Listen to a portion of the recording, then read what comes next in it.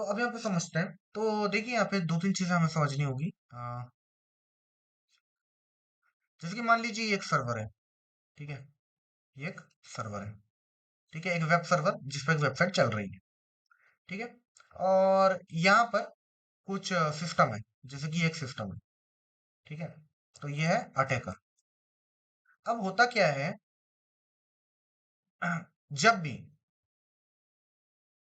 जब भी attacker request करेगा सर्वर को कि मुझे कुछ एक्सेस करना है, जैसे कि मान लीजिए बोला कि वेबसाइट एक्सेस करना है, तो सर्वर क्या करता है, सर्वर इसका रिप्लाई देता है, ठीक है। तो जो हमारे एंड से जाता है उसे बोलते हैं रिक्वेस्ट, और जो सर्वर के एंड से आता है उसे बोलते हैं रिस्पॉन्स। तो रिक्वेस्ट जाएगा हमारे एंड से कि मुझे एक्सेस करना है, सर्वर क्या करेगा, रिप्लाई करेगा, ठीक है। अब अटैकर क्या करता है यहाँ पे, देखो, जब भी हमने रिक्वेस्ट करी सर्वर पे, तो जब हमने रिक्वेस्ट भेजी तो हमारे डिवाइस की कुछ रिसोर्सेस कंज्यूम होगी। रिसोर्सेस मतलब रैम, फिजिकल मेमोरी, ठीक है, ये सब कंज्यूम होती है, ठीक है। और जब सर्वर के पास वो रिक्वेस्ट जाएगी तो सर्वर जब हमारी रिक्वेस्ट को प्रोसेस करेगा और जब हमें रिप्लाई देगा, तो क्या होगा, उसकी भी कुछ रिसोर्सेस कंज्यूम होगी, रैम कंज्यूम होगी और मेमोरी कंज्यूम होगी, ठीक है। यही चीज होती है, यानी कि डिवाइस क्या कर रहा है, जो सर्वर है, हमारा डिवाइस जो अटैकर का है या फिर कोई नॉर्मल यूजर का है, जैसे कि हमारा भी कंप्यूटर है, तो ये क्या कर रहा है, ये रिक्वेस्ट भेज रहा है, तो अंदर ही अंदर वो रिसोर्सेस को कंज्यूम कर रहा है, ठीक है। और इसी तरीके से सर्वर भी क्या करता है, जो रिक्वेस्ट आती है उसके पास क्लाइंट से, उसे प्रोसेस करता है, तो प्रोसेस करता है तो प्रोसेसिंग पावर लगती है, ठीक है। तो वहां पर रैम मेमोरी कंज्यूम होती है, और हमें पता है रैम मेमोरी का क्या इम्पैक्ट होता है, हमारे डिवाइस को चलने के लिए रैम और मेमोरी की रिक्वायरमेंट होती है कुछ भी फंक्शनिंग करने के लिए, ठीक है। तो हम क्या करते हैं, हम वो जो कंजप्शन है रिसोर्सेस का, वो इतना ज्यादा बढ़ा देते हैं कि जो सामने वाला डिवाइस रहता है सही से काम नहीं करता। कैसे बढ़ाते हैं, हम उस पर बहुत ज्यादा रिक्वेस्ट भेजते हैं, और जब बहुत ज्यादा रिक्वेस्ट भेजते हैं तो उसकी प्रोसेसिंग बहुत ज्यादा बढ़ जाती है, जिससे कि डिवाइस जो रहता है, वो उसकी एक लिमिटेशंस होती है, राइट। एक स्पेसिफिक अमाउंट ऑफ रैम होगी, 4 GB, 8 GB, 16 GB, specific amount of memory होगी, ठीक है। एक क्लॉकिंग स्पीड सेट होगी उसकी 2.1 GHz, 2.3 GHz। तो वो जब पूरी फुल हो जाएगी, जब हम बहुत ज्यादा रिक्वेस्ट भेजेंगे, तो सर्वर क्या कर पाएगा, सर्वर बिजी हो जाएगा, और जो बाकी लोगों की रिक्वेस्ट आएगी उसको वो रिप्लाई नहीं कर पाएगा। क्या इतनी बात समझ में आ रही है? तो सर्वर बिजी हो जाएगा तो क्या करेगा, बाकी लोगों को रिप्लाई नहीं दे पाएगा, और इस चीज को हम बोलते हैं, सर्वर को इस तरीके से बिजी करते हैं, तो इसको हम बोलते हैं डॉफ अटैक। तो इतना ही नहीं करते, हम इसके आगे बढ़ते हैं, इतना ज्यादा बिजी करते हैं कि सर्वर मिसबिहेव करने लगता है, वो एबनॉर्मल बिहेव करने लगता है, और वो हो सकता है कि वो मशीन बंद पड़ जाए, शट डाउन हो जाए। समझ पा रहे हो? तो ये होता है डॉस अटैक में। अब ये किस तरीके से होता है, तो एक और एग्जांपल समझते हैं। आपने जैसे कि मान लीजिए, अब आपके फोन पे या सिस्टम पे आपने ब्राउजर ओपन किया, आपने बहुत सारी टैब्स ओपन कर ली, ठीक है। फिर आपने एक गेम चला दिया, फिर आपने वीडियो प्लेयर भी ओपन कर दिया, वीडियो एडिटर ओपन कर दिया, तो क्या होगा, आपका डिवाइस हैंग होने लगेगा। ऑब्जर्व किया है, जब बहुत सारी एप्लीकेशन रन होती है तो वो हैंग क्यों होता है, क्योंकि हमारे डिवाइस के पास स्पेसिफिक अमाउंट ऑफ रिसोर्सेज होती है, रैम मेमोरी स्टोरेज होती है। तो जब भी वो कोई चीज पीक लेवल पे जाएगी, फुल होने लगेगी, तो क्या होगा, हमारा डिवाइस लैग होने लगेगा, हैंग होने लगेगा। और जब उससे ज्यादा हम उसे करेंगे तो वो लैग हो जाएगा, पूरा हैंग हो जाएगा, फ्रीज हो जाएगा, और वो बंद हो जाएगा। तो सर्वर क्या होता है, सर्वर डेडलॉक कंडीशन में जा सकता है, ठीक है, जो कि बिल्कुल अच्छा नहीं होता है। तो ये चीज इससे क्या होता है, अवेलेबिलिटी पिलर को आप ब्रेक कर देता है एक अटैकर। तो ये चीज होती है डॉस अटैक के अंदर। तो हम क्या करते हैं, उसकी प्रोसेसिंग पावर, उसकी जो मेमोरी होती है, उसकी जो रैम होती है, उसे ओवर कंज्यूम कराते हैं, उसकी स्टोरेज को ओवर कंज्यूम कराते हैं, और ट्राई करते हैं कि किसी न किसी तरीके से हम उसे बिजी रख पाए, या अनएक्सेसिबल करा पाए, अनअवेलेबल करा पाए जेन्युइन यूजर्स के लिए।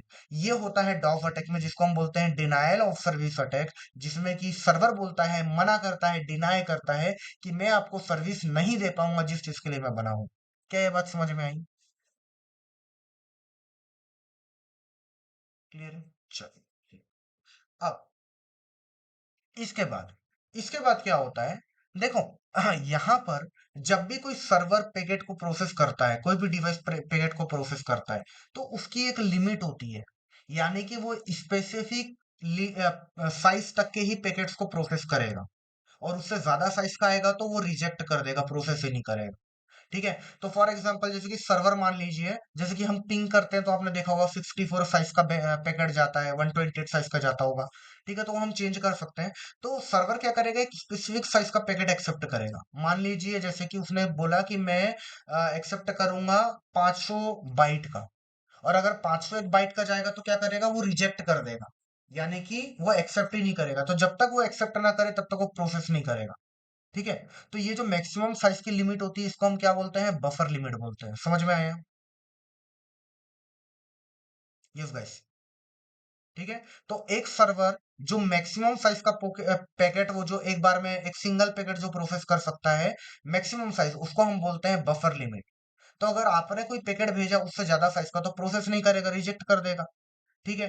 तब तो कुछ होगा ही नहीं, वो बिजी नहीं हो पाएगा। तो हमें क्या करना है, जब भी हम डॉस अटैक करते हैं तो हमें मैक्सिमम साइज का पैकेट भेजना है, जो वो उसकी बफर लिमिट होती है। जैसे कि 500 अगर बफर लिमिट है तो 500 बाइट का पैकेट भेजूंगा, ताकि वो उसको एक्सेप्ट भी करे, उसकी मैक्सिमम लिमिट हो। और जब उसे प्रोसेस करेगा तो मैक्सिमम टाइम लेगा, और मैं 500 बाइट के भेजूंगा तो मैं उसे बहुत अच्छे तरीके से बिजी कर पाऊंगा। ये बात समझ में आ रही है? ठीक है। चलिए, तो अब यहाँ पे आप में से कोई भी स्क्रीन शेयर करिए। तो हम क्या करेंगे, यहाँ पे जो हमारी टेस्ट पीएचपी वाली वेबसाइट थी, उसकी बफर लिमिट चेक करेंगे कि इसका मैक्सिमम साइज क्या है जो पैकेट एक्सेप्ट कर सकता है। तो स्क्रीन शेयर करो आप में से कोई भी।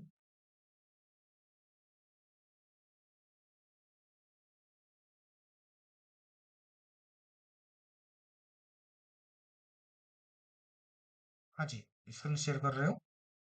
जल्दी करिए, टाइम नहीं है हमारे पास, नेक्स्ट क्लास का टाइम नहीं है।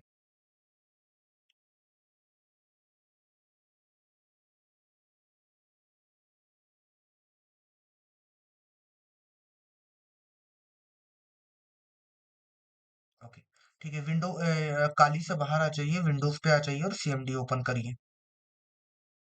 ठीक है। तो ये जो टेस्ट पीएचपी वाली वेबसाइट है, हम पता करेंगे कि टेस्ट पीएचपी जिस सर्वर पे चल रही है, ये जो वेबसाइट, उस सर्वर की जो लिमिट है वो क्या है, बफर लिमिट क्या है। ताकि हम क्योंकि बफर लिमिट पता होगी तो हमें बफर लिमिट के हिसाब से ही पैकेट भेजने होते हैं। ठीक है। मैक्सिमम साइज के भेजना है जो वो एक्सेप्ट कर रहा है, ताकि प्रोसेसिंग में उसे बिजी रखा जा सके। ठीक है। ठीक है। इसे क्लोज करो और टर्मिनल ओपन कर लो, विंडोज पे सीएमडी कमांड प्रॉम्प्ट।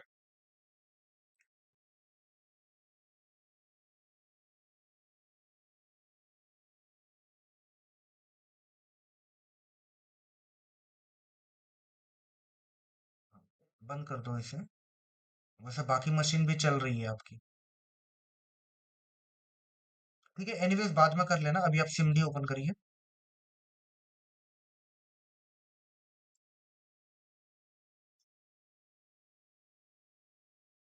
ठीक है। अब यहाँ पे पिंग करिए test php dot web dot com को।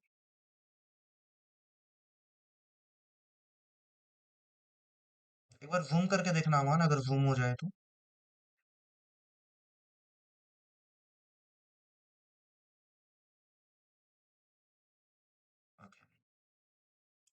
डोमेन नेम दो बस, यूआरएल नहीं देना है।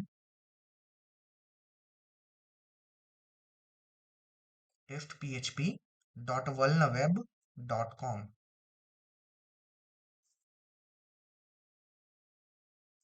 एंटर करिए। ठीक है, रोक दीजिए इसे। तो देखो रिप्लाई यहाँ पे जा रहा है। तो अगर आप लास्ट लाइन देखो तो आपको पता चलेगा कि यहाँ पे मिनिमम मैक्सिमम ये वो पिंग बता रहा है, लेटेंसी बता रहा है। उसके जस्ट ऊपर वाली लाइन पे देखो, तो वहां पे 4 पैकेट सेंड करे गए और 4 रिसीव हुए। ठीक है। यानी कि हर एक पैकेट का रिप्लाई आया है, मतलब कि डिवाइस सामने वाला चालू है, सर्वर चालू है, वेबसाइट चालू है। ठीक है, लॉस्ट 0% लॉस। और फर्स्ट लाइन में अगर आप देखो तो pinging test php dot com, जिससे कि हमें वेबसाइट का आईपी भी बता रहा है, और बोल रहा है कि 32 बाइट्स ऑफ डेटा, यानी कि 32 बाइट के पैकेट भेज रहा है। तो उसने देखो 32 बाइट के 4 पैकेट भेजे थे। ठीक है। और डिवाइस का टीटीएल आया 56। तब मुझे बताइए 56 टीटीएल का मतलब क्या होता है, क्या पता चलता है इससे आपको?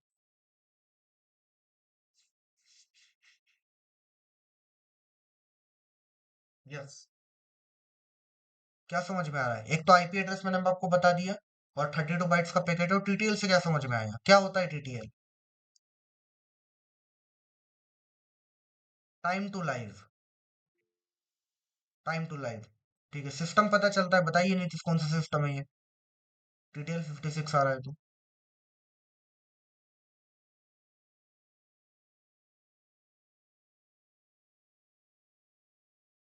वैसे दो चीज पता चलती है हमें, हाँ टाइम टू लाइफ तो फुल फॉर्म मैंने बता दिया। दो चीजें पता चलती है यहाँ पे, एक तो पता चलता है कि जो सर्वर है वो कौन सा है, उसका ऑपरेटिंग सिस्टम कौन सा है। दूसरी चीज पता चलती है कि जो हमारी जोन फाइल है वो कितने टाइम में अपडेट होगी। ठीक है। तो अगर आपको ये TTL से पता करना है तो याद रखिए हमेशा एक्यूरेट नहीं होता है, ये आपको एक अप्रोक्सीमेशन देता है। तो 70-80% चांसेस रहेंगे सही हो, लेकिन जरूरी नहीं है कि TTL से आपको वैल्यू से ही आपको कंफर्म हो। तो आप पता कर सकते हो 56 TTL किसकी होती है, गूगल करोगे तो पता चल जाएगा। लेकिन उसके अलावा अगर आपको पता करना हो तो आप इसको फर्दर नेटवर्क स्कैनिंग कर सकते हो। ठीक है, OS ग्रैबिंग, बैनर ग्रैबिंग। तो अब हमको यहाँ पर देखो 32 बाइट का पैकेट जा रहा है, तो हम क्या करते हैं यहाँ पे, पिंग की हेल्प ओपन करिए। यहाँ पे हम पैकेट के साइज को मैनिपुलेट करेंगे। ठीक है, तो एक्सेप्ट करेगा मतलब कि वो बफर साइज लिमिट के अंदर है। लेकिन अगर एक्सेप्ट नहीं करेगा मतलब कि वो बफर लिमिट के बाहर है। तो एक बार पिंग हाइफन हाइफन हेल्प लिखी है यहाँ पे, तो हमें पिंग की हेल्प ओपन हो जाएगी।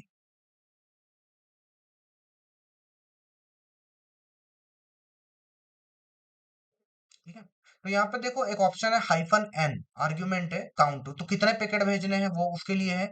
-L करके एक है जो कि साइज बता रहा है, बफर साइज सेट कर सकते हैं हम इसे। ठीक है, तो हम बफर साइज यहाँ पे सेट करेंगे, तो यहाँ पे करिए पिंग IP एड्रेस, पिछले कमांड को रिपीट करिए, और -L से हम पैकेट का साइज सेट कर देते हैं। ठीक है, -L से साइज सेट करिए 500, देखते हैं 500 बाइट का पैकेट एक्सेप्ट कर रहा है या नहीं। एंटर करो, तो कर रहा है ये। ठीक है, दिख रहा है बाइट्स इक्वल टू 500, 500 बाइट का पैकेट जा रहा है। ठीक है, एक्सेप्ट कर रहा है, यानी कि 500 बाइट इसकी बफर लिमिट नहीं है। तो 1000 करके देखते हैं।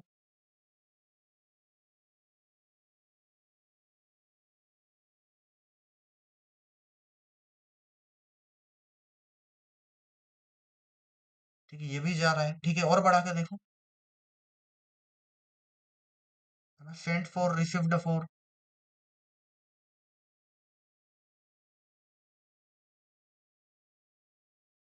5000 भी जा रहा है।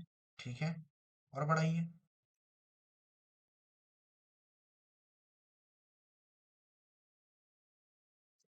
10,000 भी जा रहा है।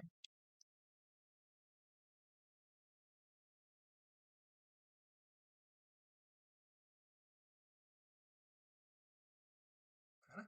तो क्या बोल रहा है कि रेंज 65, 500 और 0 के बीच में ही होनी चाहिए। तो ये बफर लिमिट की बात नहीं कर रहा है, ये बोल रहा है कि पिंग से आप क्या कर सकते हो। तो पिंग से ही हमको पता करना है, बोल रहा है कि बैड वैल्यू, इसके ऊपर का तो कोई भी एक्सेप्ट नहीं करता, तो हमको इसके बीच का ही पता लगाना है, तो पता लगाइए। आगे बढ़ते हैं। सो मैं यहाँ पे वापस से CMD ओपन कर दूंगा। ओके, स्क्रीन विजिबल है? ठीक है, तो वापस से CMD ओपन करते हैं। ये CMD ओपन हो गया। अब यहाँ पे पिंग करते हैं टेस्ट PHP को, web.com। ठीक है, एंटर करते हैं। तो ये पैकेट का साइज जा रहा है, 32 बाइट का पैकेट जा रहा है। और यहाँ पे गए कितने, एक पैकेट गया, एक रिसीव हुआ। ठीक है, यानी कि लॉस्ट हुआ 0% लॉस्ट। तो मैंने आपको कमांड बताया था कि अगर हम इसकी हेल्प को ओपन करें तो हमें वैसे देखने को मिल सकता है। तो पिंग हाइफन हाइफन हेल्प करते, तो यहाँ पे काउंट था। ठीक है, कितने पैकेट भेजने हैं, तो काउंट तो हमें नहीं लगाना था। एक था यहाँ पे कि -L से हम पैकेट का साइज चेंज कर सकते थे। ठीक है, तो हमने साइज चेंज किया, और देखो यहाँ पर एक और है, set don't fragment flag in packet. ठीक है, -F का यहाँ पे आर्ग्यूमेंट है। ठीक है, तो आप मुझे बताइए फ्रेगमेंट का मतलब क्या होता है? यस, फ्रेगमेंट का मतलब एनीवन? डिवाइड करके भेजना, बिल्कुल। देखो होता क्या है, सर्वर को जब हम पैकेट भेज रहे थे 65, 500 का, तो वो एक्सेप्ट क्यों कर रहा था? क्योंकि वो पैकेट को फ्रेगमेंट कर रहा है। ठीक है, वो पैकेट को फ्रेगमेंट कर रहा है। लेकिन अगर मैं उसे बोल दूं कि फ्रेगमेंट मत करो, यानी कि छोटे छोटे पार्ट्स में डिवाइड ना करो, ठीक है, तो वो फिर उसे डिवाइड नहीं करेगा। नहीं तो वो क्या करता है, पैकेट्स को एक्सेप्ट करते जाता है, उसे डिवाइड डिवाइड करके एक्सेप्ट कर लेता है। ठीक है, तो अगर मैं यहाँ पे लगाऊं -L जैसे मैंने लगाया साइज के लिए, और यहाँ पे अपन लगा लेते हैं 20,000। ठीक है। और यहाँ पे हाइफन एफ भी लगाते हैं ताकि फ्रेगमेंट ना करे। तो हम सर्वर को बता रहे हैं कि पैकेट को फ्रेगमेंट नहीं करना है, एक ही सिंगल शॉट में एक्सेप्ट करना है। ठीक है। तो एंटर करते हैं तो देखो क्या बोल रहा है, packet needs to be fragmented. ठीक है। तो लिमिटेशन सेट है यहाँ पे, तो बोल रहा है कि पैकेट को फ्रेगमेंट करने की जरूरत है। तो देखो 20,000 का एक्सेप्ट नहीं कर रहा, पहले तो कर रहा था, अगर इसे नहीं लगाऊंगा तो ये एक्सेप्ट करेगा। देखो कर रहा है। ठीक है। चलिए, तो अब मैं इसको फ्रेगमेंट लगा लेता हूँ और इसी की वैल्यू को कम करता हूँ। तो मैं 2000 करता हूँ, देखता हूँ इसे एक्सेप्ट करता है नहीं। तो 2000 भी एक्सेप्ट नहीं कर रहा, यानी कि जो मैक्सिमम लिमिट है वो 2000 के नीचे की है। तो एक काम करते हैं, यहाँ पे 1000 ट्राई करते हैं। ठीक है। हाइफन एफ यहाँ लगा देते हैं, हाइफन 1000 करते हैं। तो 1000 का तो एक्सेप्ट कर रहा है। ओके। तो अब यहाँ पे वापस से हम इसे यानी कि 1000 2000 के बीच में, तो 1500 ट्राई करते हैं। ठीक है। तो 1500 भी नहीं, यानी कि 1000 1500 के बीच में है। तो लेट्स ट्राई 1200। 1200 भी एक्सेप्ट कर रहा है, यानी कि 1200 से 1500 के बीच में है। So let's try 1400। 1400, तो ये भी एक्सेप्ट कर रहा है, यानी कि 1400 टू 1500 के बीच में है। यहाँ पे किसी ने वैल्यू दी थी, इरफान आपकी वाली वैल्यू चली गई, 1330 नहीं है यहाँ। तो 1450 ट्राई करते हैं। 1450 भी एक्सेप्टेड है। 1470 करते हैं। ये एक्सेप्ट नहीं कर रहा, 1450 टू 70 के बीच में है। ओके। तो इसे करते हैं 1465 करते हैं। तो 65 एक्सेप्ट नहीं कर रहा। 60 कर लेते हैं। ओके। 60 65 के बीच में, आई थिंक 64 ट्राई कर लेते हैं। तो 64 एक्सेप्ट कर रहा है, 65 नहीं कर रहा। तो क्या हुई बफर लिमिट इसकी? 64। 1464। Got it? समझ में आया यहां तक? ठीक है। तो देखो 16, जब आप 1465 का भेज रहे हो तो 100% पैकेट लॉस, सर्वर ऑन है। ठीक है। तो ये पिंग का रिप्लाई नहीं दे रहा है। ठीक है। तो ये क्यों नहीं दे रहा है? क्योंकि वो एक्सेप्ट ही नहीं करता उस लिमिट को। तो ये अगर मैक्सिमम, जो ये मैक्सिमम लिमिट है जो कि वो प्रोसेस कर सकता है, इसको हम बफर लिमिट बोलते हैं इस सिनेरियो में।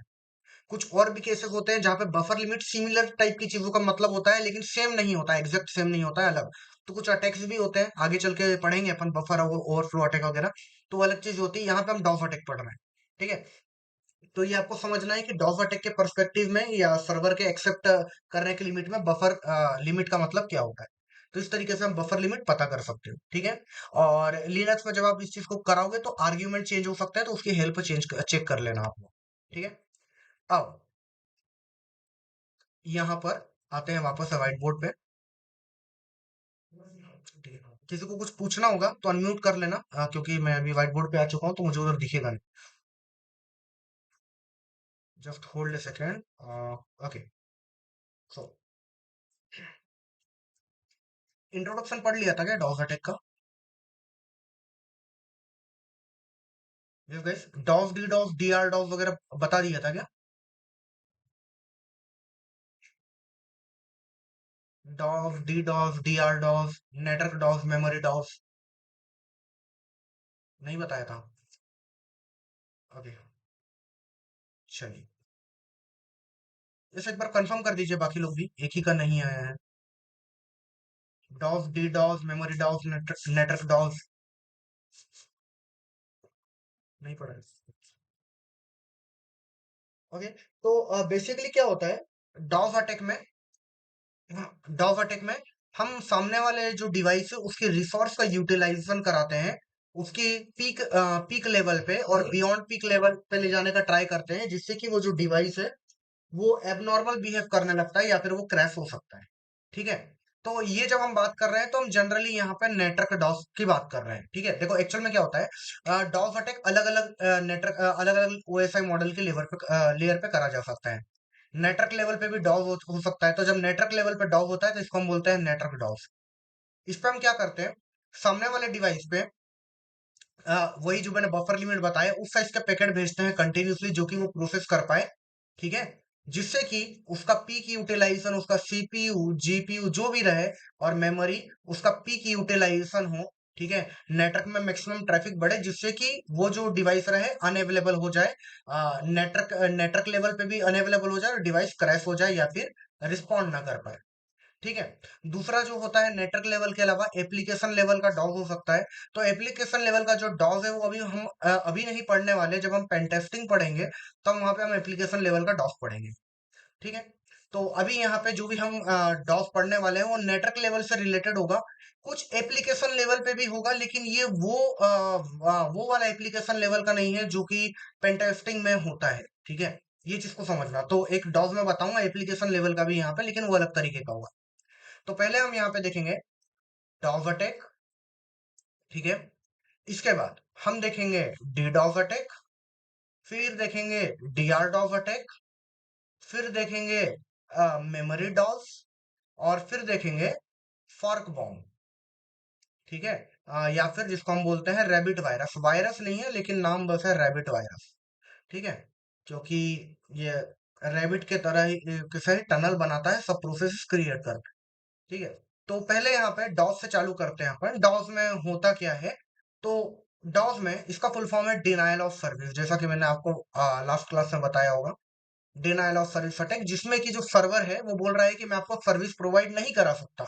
क्यों नहीं करा सकता? क्योंकि वो जो सर्वर है वो ऑलरेडी इतना ज्यादा बिजी चल रहा है कि वो जेन्युइन पर्सन्स की रिक्वेस्ट को एक्सेप्ट नहीं कर रहा। और क्यों नहीं कर रहा है? क्योंकि जो अटैकर है, जो अटैकर सिस्टम है, वो उस पर इतना ज्यादा ट्रैफिक भेज रहा है, उतना ज्यादा उसके प्रोसेसिंग पावर बढ़ा रहा है, सॉरी प्रोसेसिंग प्रोसेसिंग जो एग्जॉशन बढ़ा रहा है, जिससे कि जो जेन्युइन यूजर्स है वो ब्लॉक हो गए। ठीक है, वो एक्सेसिबल नहीं कर पा रहे। ठीक है, तो ये डॉज अटैक होता है। अब इसमें एक चीज समझने वाली बात है कि देखो, जब डॉज अटैक करा जाएगा ना, तो ये जो डिवाइस ए है, ये डिवाइस बी पर पैकेट्स भेजेगा बहुत सारे। ठीक है, मान लेते हैं बफर लिमिट का जो मैक्सिमम साइज है, एक्सेप्टेंस लिमिट, उस साइज के पैकेट्स भेजेगा, कंटिन्यूसली फ्लड करेगा। ठीक है, ये डिवाइस उसे प्रोसेस करेगा। ठीक है, ये जब उसे प्रोसेस करेगा तो इसकी मेमोरी सीपीयू यूटिलाइजेशन बढ़ेगा, तो ये डिवाइस एबनॉर्मल बिहेव करेगा।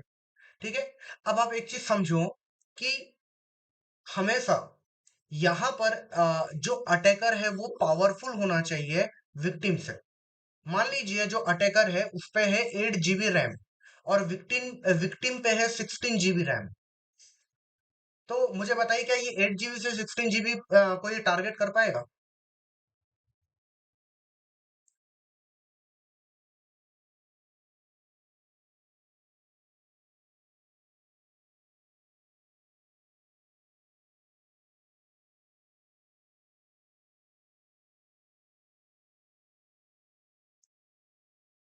हाइफन एस क्यों लगाया है आपने, इरफान? जो आपने फोटो भेजी है ना, उसमें आपने हाइफन एस लगाया है। अरे लिनक्स के लिए हाइफेनस उसमें दिया हुआ था। अच्छा, हाइफन एस दिया होता। फ्रेगमेंट का ऑप्शन आपने शायद यहाँ पे नहीं दिया है, फ्रेगमेंट का भी दे देना और आगे और बढ़ा के देखना। है ना, एक बार और बढ़ा के देखना सर उसे, वो मैं भी ऊपर चेक खड़ा हुआ है, ऊपर में है 1331 का। 1331 का है। चलो मैं भी एक बार चेक कर लूंगा, क्योंकि यहाँ पे देखो 1330 है और ब्रैकेट में भी 1358 आ रहा है। तो एक बार मैं भी इसे लिनक्स में चेक कर लूंगा, फिर मैं आपको कंफर्मेशन दे दूंगा। ठीक है, आप मुझे पिंग कर देना एक बार, जी ताकि मैं सर। कंफर्मेशन रिमाइंडर दे देना बस। ठीक है, चलो, ओके। तो अब, है ना, तो ये अगर जो विक्टिम ही है अगर वो ज्यादा पावरफुल है, तो वो उसको आप क्रैश नहीं कर सकते। ठीक है, आप ये समझो कि आपके पास उतना पावर है ही नहीं जिससे कि आप सामने वाले डिवाइस को इनकेपेबल बना पाओ। ठीक है, just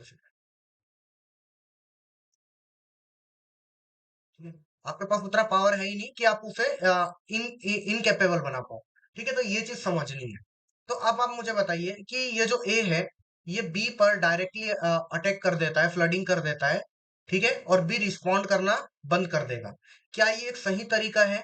is it a correct way to perform a DoS attack?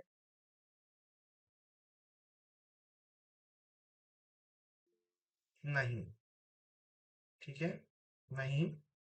ठीक है, ये आप लोग पहले पढ़ चुके हो तो आंसर आ रहा है। ठीक है, बताइए क्या है रीजन?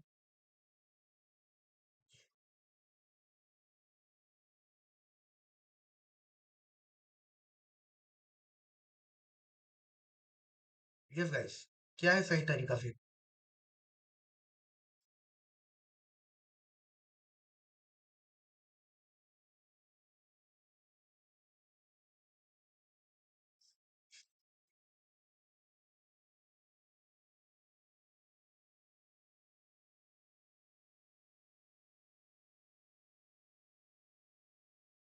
आंसर नहीं आ रहा, चलिए।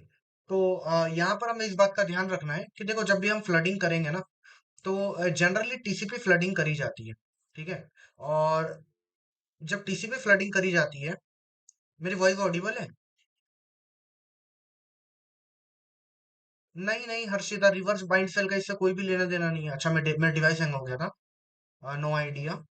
नहीं नहीं, रिवर्सल बाइंड सेल का इससे लेना देना नहीं है हर्षिता। चलिए। तो नेटकट वाला लेक्चर पढ़ा दिया है या नहीं पढ़ाया है अभी तक? नेटकट वाला तो पढ़ा दिया है ना?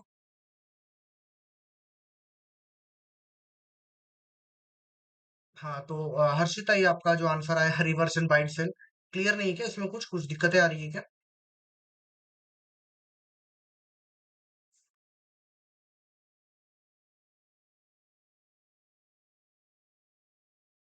चलो, रिवर्सल बाइंड सेल में हाँ। लो, अच्छा अच्छा, ओके, नहीं उल्टा करके रिवर्स नहीं भेजना है, चलो ठीक है। ओके। तो अब देखो, यहाँ पर एक चीज समझो। आप आप याद करो, हमने थ्री वे टीसीपी हैंडशेक पढ़ा था, ठीक है। तो इसे मैं रिमूव करता हूं एक बार। तो थ्री वे टीसीपी हैंडशेक में क्या हो रहा था? पहले जाती है सिन की रिक्वेस्ट, रिप्लाई में क्या आएगा? सिन एक्नॉलेजमेंट, और फिर लास्ट में एक्नॉलेजमेंट, ठीक है। इसका मतलब ये है, जब एक डिवाइस सामने वाले को सिन रिक्वेस्ट भेजेगा, तो सामने वाला सिन एक्नॉलेजमेंट से रिप्लाई करेगा, राइट। अब आप यही इसी चीज को आप सोचो, यही चीज तो वहां पर भी हो रही होगी ना। जब आपका डिवाइस रिक्वेस्ट भेज रहा है, अटैकर का डिवाइस अगर रिक्वेस्ट भेज रहा है, ठीक है। तो जब ये भेजेगा रिक्वेस्ट, तो इसकी भी कुछ पावर लगेगी, ठीक है। जब डिवाइस चालू होता है तो वो कुछ अमाउंट ऑफ रिसोर्सेज कंज्यूम करता है, x amount of RAM, x amount of memory, ठीक है। तो आप मान के चलो, जब ये रिक्वेस्ट को जनरेट करके भेज रहा है ना, तो इसकी भी रिसोर्सेज कंज्यूम हो रही होगी, ठीक है। तो वो मान लेते हैं कि वो जो रिसोर्सेज वो एक्स अमाउंट है, तो इसकी ऑलरेडी एक्स अमाउंट कंज्यूम हो रही है इस रिक्वेस्ट को भेजने में, जनरेट करके भेजने में। अब जब ये इसे भेज रहा है, तो सामने वाला जो विक्टिम रहेगा, वो क्या करेगा? वो इसे एक्सेप्ट करेगा और प्रोसेस करेगा। तो उसकी भी x amount of resources consume होगी, और वो क्या करेगा? यहां से रिप्लाई आएगा विक्टिम का, सिन एक्नॉलेजमेंट, ठीक है। तो इसको हम क्या, हमारा डिवाइस क्या करेगा? सीन एक्नॉलेजमेंट को भी एक्सेप्ट करेगा। एक्स पहले ही हो रहा था, एक्स वापस इसको प्रोसेस करने में लगेगा, यानी कि टोटल जो हमारे ऊपर जो लोड पड़ने वाला है, वो है 2x। यानी कि जब आप इस तरीके से डॉस करोगे, तो आपके ऊपर एक रिवर्स डॉस हो जाएगा। ओके, क्लियर हुआ? ठीक है। तो आप पे एक रिवर्स डॉस हो जाएगा। तो आपको ये बात हमेशा ध्यान पे रखनी है कि जब भी आप भेज रहे हो रिक्वेस्ट, तो जो सामने से जो रिप्लाई आ रहा है ना, सीन एक्नॉलेजमेंट, इसको आपको एक्सेप्ट नहीं करना है, ठीक है। इसको एक्सेप्ट नहीं करना है। अगर सामने वाले से जो रिप्लाई आएगा, जो कि कंफर्म आएगा, टीसीपी फ्लडिंग करोगे तो अलग अलग टाइप की फ्लडिंग होती है, टीसीपी फ्लडिंग होती है, यूडीपी फ्लडिंग होती है, ठीक है। सिन फ्लडिंग होती है। तो जब आप इसको करोगे, तो वहां पे ये इशू आने वाला है, ठीक है। सिन फ्लडिंग भी करोगे तो भी यही इशू आने वाला है। तो आपको इस बात का ध्यान रखना है कि सामने से जो रिस्पॉन्स आ रहा है, वो एक्सेप्ट नहीं होना चाहिए, रिप्लाई जो है वो एक्सेप्ट नहीं होना चाहिए, नहीं तो आप पे एक रिवर्स डॉस होगा, ठीक है। और तो एक तो पहली इस बात का ध्यान रखना है कि रिवर्स डॉज नहीं होना चाहिए, ठीक है। दूसरी बात का ध्यान ये रखना है कि आपका डिवाइस पावरफुल होना चाहिए विक्टिम डिवाइस से, ठीक है। नहीं तो आप जो इम्पैक्ट क्रिएट करोगे, वो इम्पैक्ट उस पे उतना इम्पैक्ट मतलब उतना ज्यादा रिस्क क्रिएट नहीं करेगा, या फिर आप बोल सकते हो कि वहां पर उतना ज्यादा आउटपुट नहीं दिखेगा। हो सकता है आप उसकी कुछ मेमोरी कंजप्शन तो बढ़ा पाओ, लेकिन हो सकता है आप उसे क्रैश ना कर पाओ। तो हमेशा एक डिवाइस पावरफुल होना चाहिए। अब इसी कॉन्सेप्ट को लेके आप समझो कि जब ये कंडीशन हमें मिलानी होगी, पहली कंडीशन मिला लोगे, लेकिन आप एक सर्वर से ज्यादा पावरफुल कंप्यूटर कैसे लाओ? एक सर्वर तो बहुत ज्यादा पावरफुल होता है, मान लीजिए 100 GB ऑफ रैम, ठीक है। हाँ, और 1000 TB ऑफ स्टोरेज, ठीक है। और उसके बाद जो भी है 50 कोर, 100 कोर, ठीक है। तो जस्ट अ सेकेंड।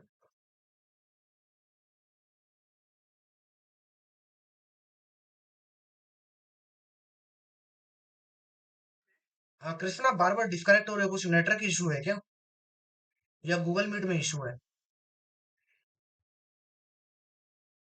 नहीं जय।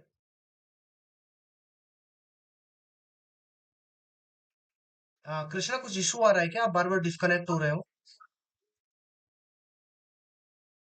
हाँ सर, नेटवर्क इशू है। ओके ओके ठीक है, वो आपका डिवाइस भी ना मलिशियस बता रहा है। चलिए एनीवेज, तो एक सर्वर बहुत ज्यादा पावरफुल होगा, एक नॉर्मल सिस्टम के लिए कितना ही पावरफुल सिस्टम ले लो आप, इतना पॉसिबल नहीं है कि आप उस सर्वर को डाउन कर पाओ। ठीक है, क्योंकि हमें तो रिसोर्स ज्यादा चाहिए ना अटैकर एंड पे। ठीक है, अटैकर एंड पे हमें ज्यादा चाहिए, तो इस केस में क्या होता है, जो हमारे पास डॉस अटैक होता है हम उसे बदलते हैं डी डॉस में, जिसका मतलब होता है डिस्ट्रीब्यूटेड डिनायल ऑफ सर्विस। तो इसमें क्या होता है, ग्रुप ऑफ सिस्टम अटैक करते हैं। ठीक है, जैसे कि मान लीजिए हमारे पास हमने अच्छे पावरफुल सिस्टम लाए और यहाँ पे एक ग्रुप ऑफ सिस्टम है। ठीक है, तो यहाँ पे मैंने ये 8-10 बनाए, आप इसको हंड्रेड में मान लीजिए। ये क्या कर रहे हैं, इस पे अटैक कर रहे हैं। ठीक है, तब तो ये डाउन होगा ना, तब तो ये डाउन होगा, राइट। तो इस तरीके के कुछ ट्रायल्स होते हैं जब भी हम नेटवर्क डीडॉस करने का ट्राई करते हैं। ठीक है, तो नेटवर्क डीडॉस में एक ग्रुप ऑफ सिस्टम होंगे। अब यहाँ पर एक चीज और समझो कि इस सर्वर पे लॉग्स भी स्टोर हो रहे हैं। ठीक है, लॉग्स भी स्टोर हो रहे हैं, तो जब भी इसको रिकवरी किया जाएगा, यहाँ पे इसको जब भी रिकवरी किया जाएगा, एविडेंस कलेक्ट करे जाएंगे, फॉरेंसिक किया जाएगा, इन्वेस्टिगेशन होगी, तो यहाँ पर ये लॉग्स पता चलेंगे कि एक्चुअल में अटैक किसने किया था, कहाँ से आ रहा था ट्रैफिक।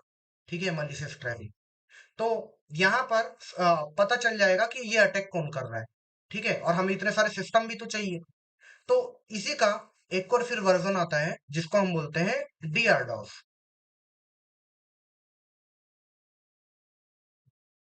डीआरडॉस में क्या होता है, डीआरडॉस का फुल फॉर्म है distributed reflected denial of service attack.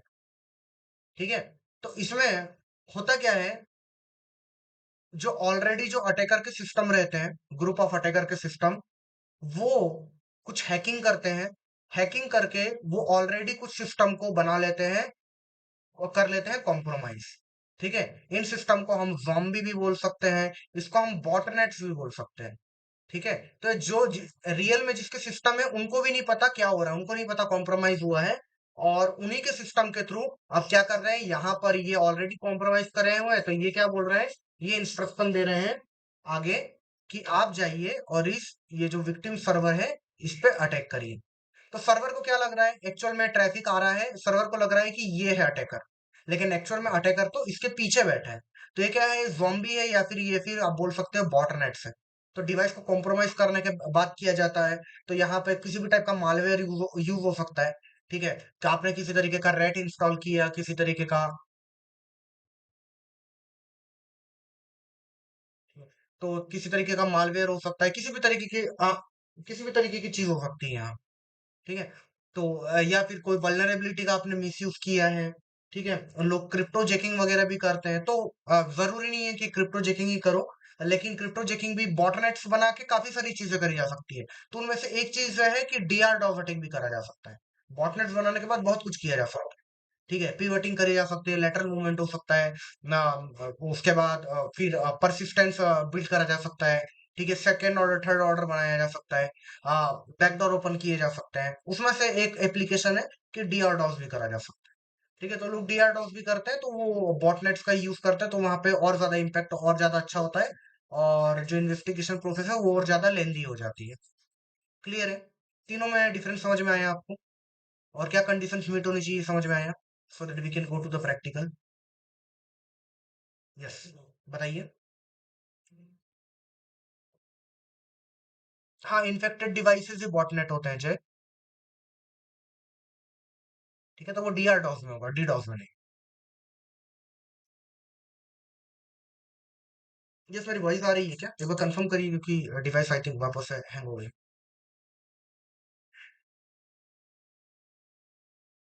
I think वापस से हैंग हो गया। ओके, ठीक है।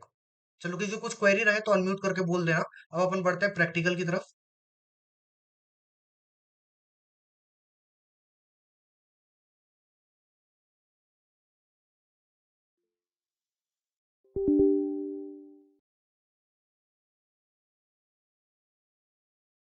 तो यहाँ पे अटैकर मशीन ले लेते हैं, काली मशीन, और यहाँ पे विक्टिम ले लेते हैं मेटास्प्लोइटेबल।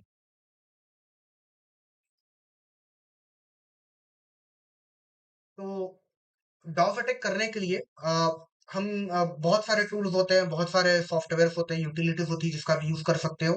ठीक है, कुछ वल्नरेबिलिटी भी होती है डॉस से रिलेटेड। वो प्रेजेंट है तो वो भी आप यूज कर सकते हो। जनरली क्या होता है, हम किसी टूल का यूज करते हैं तो उन टूल्स में बहुत सारे यूज कर सकते हो। एनमैप की हेल्प से भी कर सकते हो, उतना इफेक्टिव नहीं होता लेकिन एनमैप की हेल्प से भी करा जा सकता है। एचपिंग 3 का यूज करा जा सकता है, एलओआईसी का यूज करा जा सकता है, एचओआईसी का यूज करा जा सकता है। एलओआईसी मतलब लो ऑर्बिट आयन कैनन, एचओआईसी मतलब हाई ऑर्बिट आयन कैनन। ऐसे अलग अलग टूल्स होते हैं। तो हम यहाँ पे एचपिंग 3 का यूज करने वाले हैं। ठीक है, और एचपिंग 3 के अलावा मैं आपको एक चीज और बता दूंगा, वल्नरेबिलिटी का एक इंट्रोड्यूस करा के उसका भी मैं आपको डेमोन्स्ट्रेशन दिखा दूंगा। ठीक है, ताकि हम आगे वाले पार्ट पे बढ़ पाए। Just a second guys.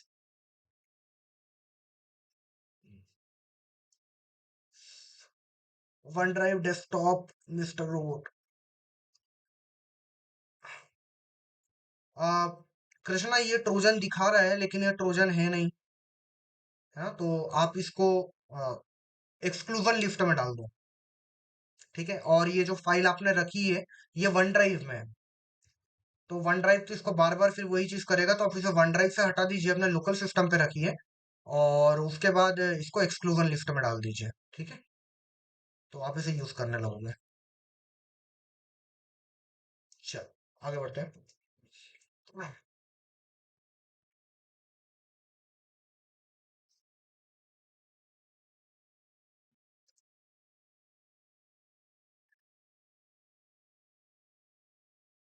Dog attack के अलग, डॉग अटैक या फिर फ्लडिंग के अलग अलग और वेरिएशन हो सकते हैं। आगे जैसे जैसे बढ़ेंगे और भी चीजें डिस्कस करेंगे। ठीक है, तो यहाँ पे मैं रूट परमिशंस दे देता हूँ अटैकर मशीन पे। ये है अटैकर मशीन। ठीक है, यहाँ पर आप दो चीजों का ध्यान दीजिए कि यहाँ पर देखो एक पहले तो विक्टिम मशीन की आईपी पता कर लेते हैं। तो विक्टिम मशीन की आईपी है 129, ये हमारा टारगेट है। और यहाँ पर ये आपको दिख रही होगी रैम एंड सीपीयू कन्जप्शन जो है, यहाँ पे आप देख लीजिए नेटवर्क एक्टिविटी और सीपीयू कन्जप्शन दोनों आपको यहाँ दिख रहा है टॉप राइट पे। तो जब मैं कमांड को रन कर रहा हूँ तो आप इस पे ध्यान दीजिएगा। ठीक है, मेटा एक्सप्लॉइटेबल पे आता हूँ, यहाँ पे लॉग इन कर लेता हूँ मैं। ठीक है, ऐसे तो हमें पता नहीं चलेगा, आपको भी पता नहीं चलेगा डिवाइस लैग हो रहा है या नहीं। तो मैं यहाँ पे टास्क मैनेजर को ऑन कर सकता हूँ। तो टास्क मैनेजर के लिए टीओपी लिख सकते हो। टीओपी का फुल फॉर्म होता है द ऑनगोइंग प्रोसेसेस। तो इससे आप टास्क मैनेजर देख सकते हो। इस तरीके से कंट्रोल सी करोगे, बाहर आ जाओगे।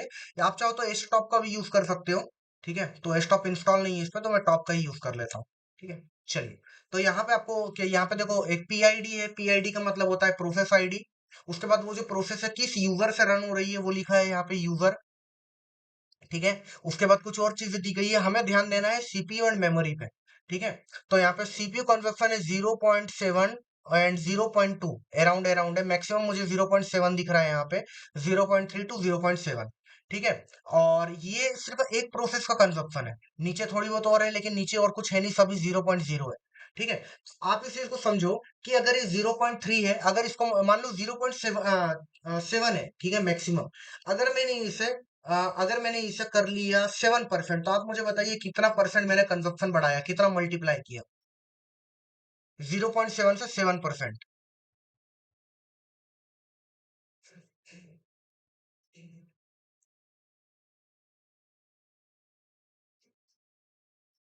यस गाइस, 0.7 है। नहीं नहीं नहीं, रैम का नहीं पूछ रहा हूँ जय। मैं पूछ रहा हूँ 0.7 अभी कंजप्शन है, और इसको आप कितने टाइम्स इंक्रीज करोगे कि 7% हो जाए। 10x, 50x, 100x।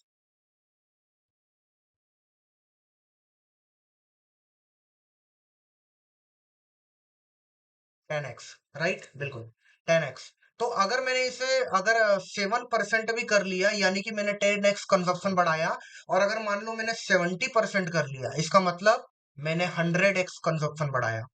ठीक है, परसेंट की बात नहीं कर रहा हूँ, एक्स की बात कर रहा हूँ, ये बात का ध्यान रखना। ठीक है, एक चीज और यहाँ पर है कि हमारी जो मेटा स्प्लिटेबल मशीन है ना, उसको मैंने रिसोर्सेज बहुत कम ज्यादा दिए हैं यहाँ। ठीक है, 500 MB की रिसोर्सेज इतने पे ही हमारा नॉर्मली चल जाता है, तो अब यहाँ पर इसी को डाउन करते हैं। ठीक है, क्योंकि बेसिक कॉन्सेप्ट के लिए इतना ही फिलहाल के साथ बढ़ रहा हूँ। तो यहाँ पे है 0.3, 0 पॉइंट यही चल रहा है।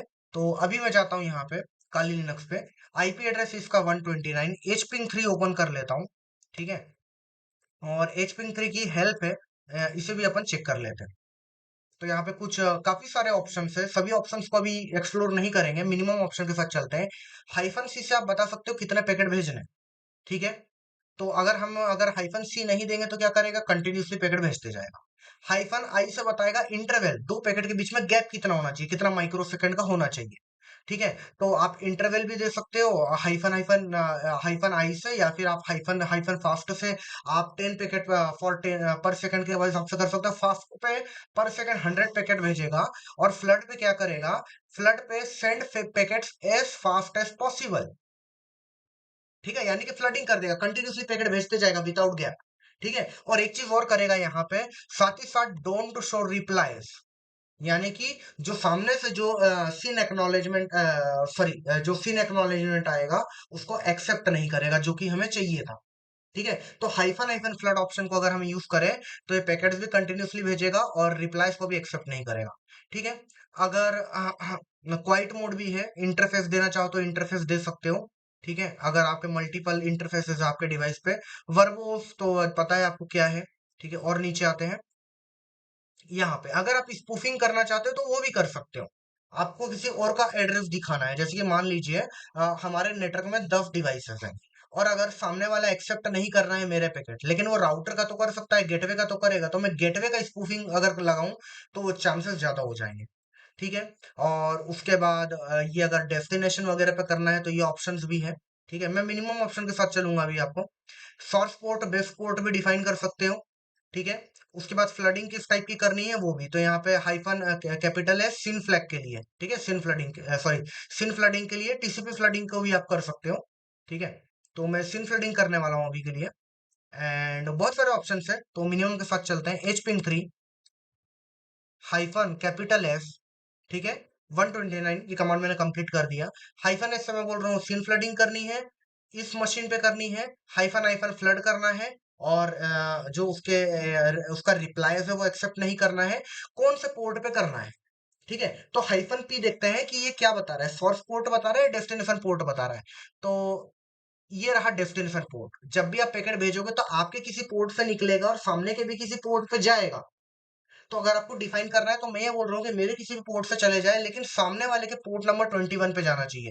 जब आप किसी स्पेसिफिक पोर्ट को टारगेट करते हैं तो ज्यादा बेटर होता है, और हमें पता भी है कि ओपन पोर्ट को ही तो टारगेट करोगे, क्लोज पोर्ट को तो टारगेट करोगे नहीं, ठीक है। तो सामने पे 21 ओपन है, तो मैं पोर्ट नंबर 21 को टारगेट कर रहा हूँ, ठीक है। अब क्योंकि मैं एक डीडॉस टाइप का इंपैक्ट देना चाहता हूँ, तो मैं क्या कर रहा हूँ, इस कमांड को कॉपी कर रहा हूँ और मैं मल्टीपल टर्मिनल्स में ओपन करूंगा, ठीक है। प्रॉपर एक डीडॉस की तरह काम तो नहीं करेगा, लेकिन एक डीडॉस टाइप की इम्पैक्ट ट्राई थोड़ा थोड़ा उसके क्लोज आने की कोशिश करेगा। तो मैं मल्टीपल टर्मिनल में ओपन करूंगा, इसी कमांड को रन कराऊंगा, ठीक है। आपको कहाँ ध्यान देना है, आपको ध्यान देना है यहाँ पर मेमोरी यूटिलाइजेशन किस तरीके से होता है, क्योंकि जब हम भेजेंगे तो हमारा सीपीयू भी कंज्यूम होगा, ठीक है। ये यूसेज 1-2% जा रहा है, ये भी बढ़ेगा, और ये जो नेटवर्क में जो ट्रैफिक है वो भी बढ़ जाएगा, राइट। तो ये चीज है। और यहाँ पर फिर हम आके यहाँ पे देखेंगे कि यहाँ पर क्या स्टेटस है। तो यहाँ पर आपको मेमोरी और कंजप्शन देखना है, ठीक है। तो ये मल्टीपल देख सकते हो आप, टॉप वाला भी देखो तो कोई दिक्कत नहीं है, तो आपको आइडिया लग जाएगा, ठीक है। तो अब मैं इसको कॉपी तो मैं कर चुका हूँ, तो मैं इसे रन कराता हूँ, ठीक है। तो आप यहाँ पे नजर रखना, और मेरा डिवाइस भी लैग होने लगेगा। अगर आप खुद के पे करोगे तो आपको भी दिखेगा, देखो पिक पिक पे चला गया। और टर्मिनल्स ओपन करते हैं, ठीक है। अभी तो लैग नहीं हो रहा है, अब हल्का हल्का हो रहा है, अभी नहीं हो रहा। तो और टर्मिनल्स ओपन करते हैं, तो ये देखो यहाँ पे पीक पे जा रहा है। जितना टर्मिनल्स ओपन करोगे 7-8 ओपन कर सकते हो आप अच्छे इम्पैक्ट के लिए। और 3-4 ओपन करने के बाद काफी ज्यादा आपको खुद ही के डिवाइस पे लैग फील होगा। सॉरी।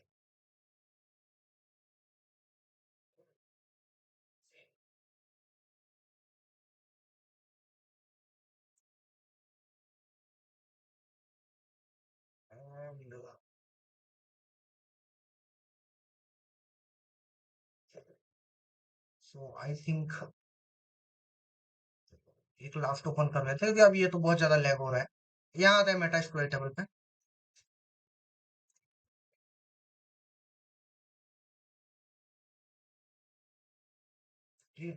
यहाँ पे अब देखिए यहाँ पे क्या स्टेटस, थोड़ा सा वेट करते हैं। आई थिंक ये दिख रहा है 0.3 से 17 एंड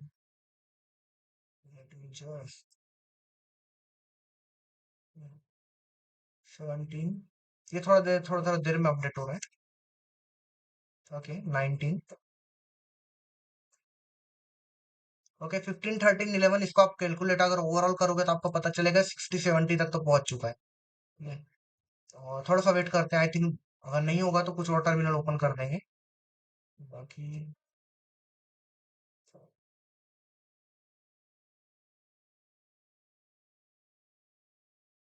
थोड़ा सा वेट करना होगा आपको। थोड़ा देर में 35। ओके आई थिंक बीच में शायद 90।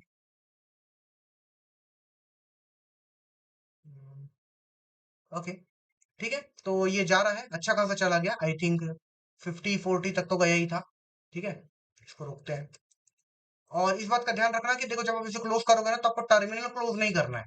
पहले इस प्रोसेस को टर्मिनेट करिए, नहीं तो टर्मिनल डायरेक्ट क्लोज कर दोगे तो क्या होगा, आपका प्रोसेस बैकग्राउंड में रन होते रहेगा। ठीक है। और ये जब आप क्लोज करोगे तो ये लैग होके चलेगा, तो थोड़ा होल्ड करके करना। मैं दूसरी तरीके से कर रहा हूँ। देखते हैं यहाँ कहाँ तक पहुंचा। ओके ये अब डाउन जाने लग गया है। ओके 16 14 11।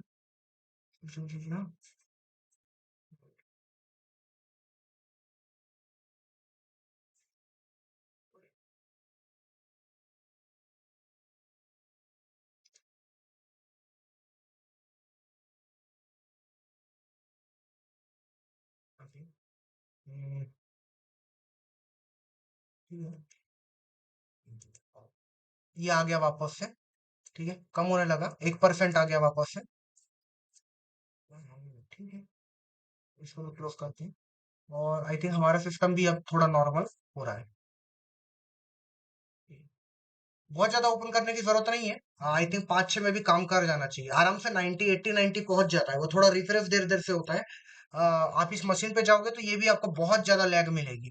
ठीक है, तो प्रॉपर वर्क करता है, उसमें कोई भी इशू नहीं है।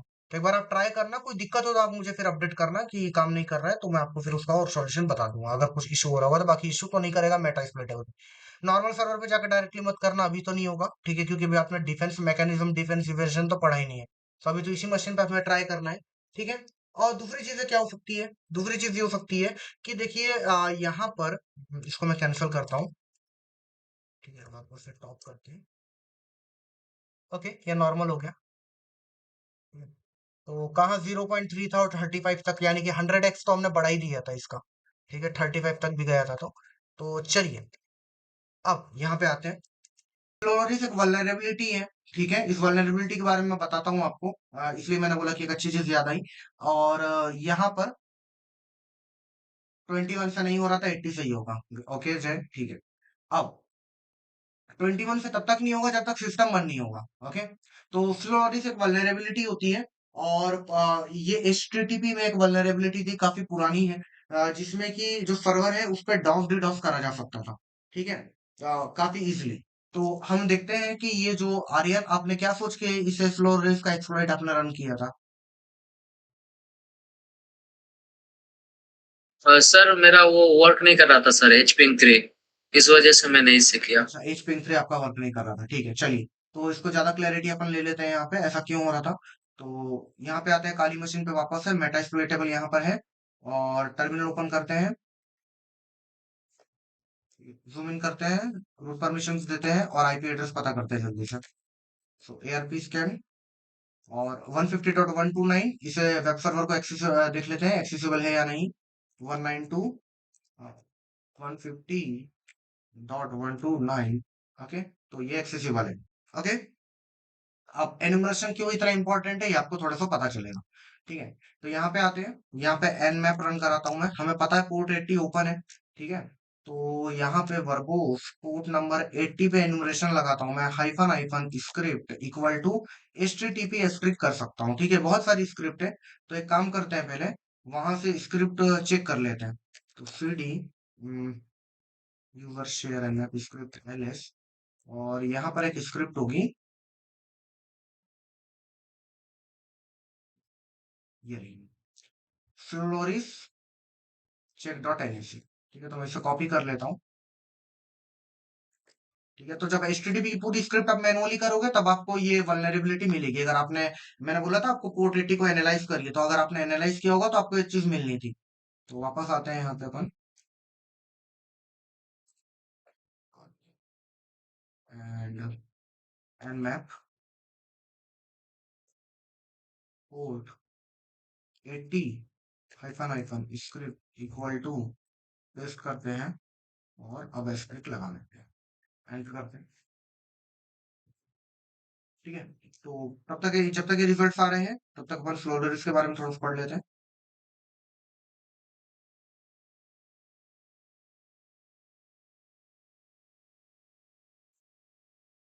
Okay, so Flores did of attack, ठीक है, क्या है?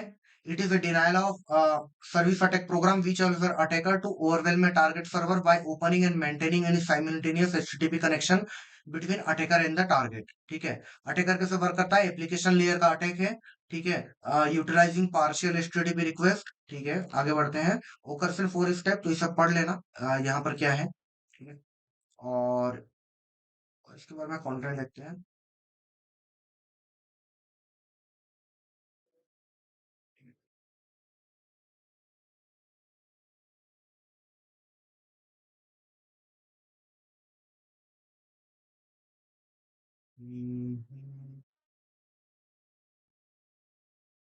ओके,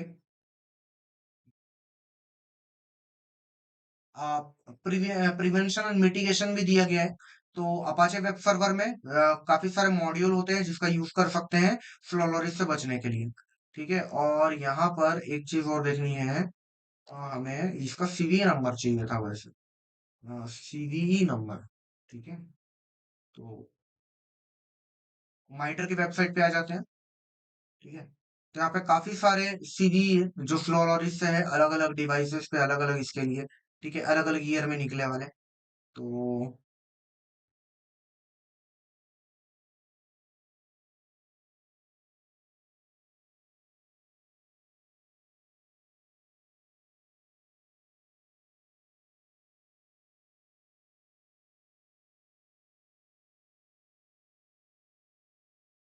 ओके, ठीक है, तो अलग अलग ईयर के मिल जाएंगे। यहाँ पर ये जो शायद इंस्टॉल है, ये 2007 वाला है। जस्ट सेकंड, ये लोड हो जाए।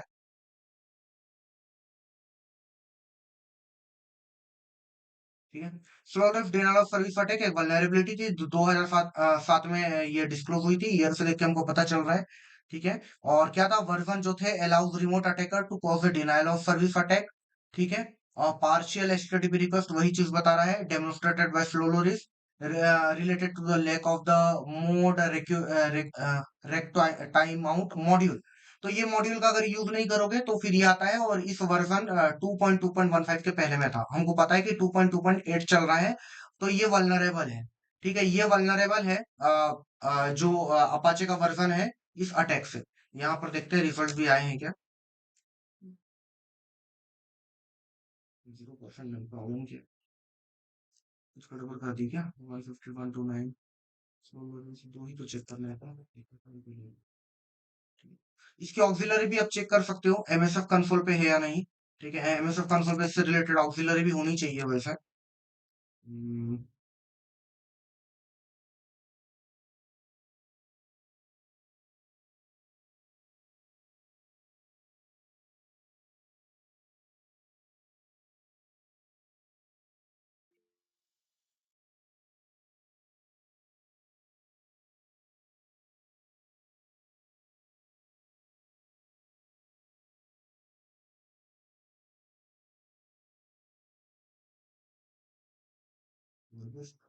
दिक्कत क्या है? ओके, तो एक नया टर्मिनल ओपन करते हैं और देखते हैं कि यहाँ पे कोई एमएसएफ कंसोल के पास कोई ऑक्सिलरी है क्या इसके लिए। सर्विस,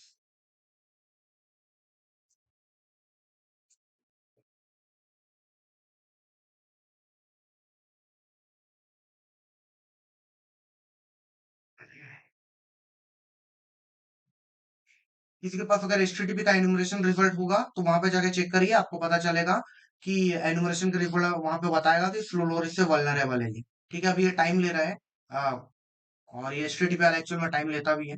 ठीक है, तो ये वल्नरेबल है, तो हमें क्या करना है, अब इसका सीवी नंबर, वहां पर अगर आप देखोगे एनुमरेशन में तो सीवी नंबर सब चीजें दी गई है, तो हमें इसका एक्सप्लॉइट चाहिए। एक्सप्लॉइट कहाँ से मिलेगा?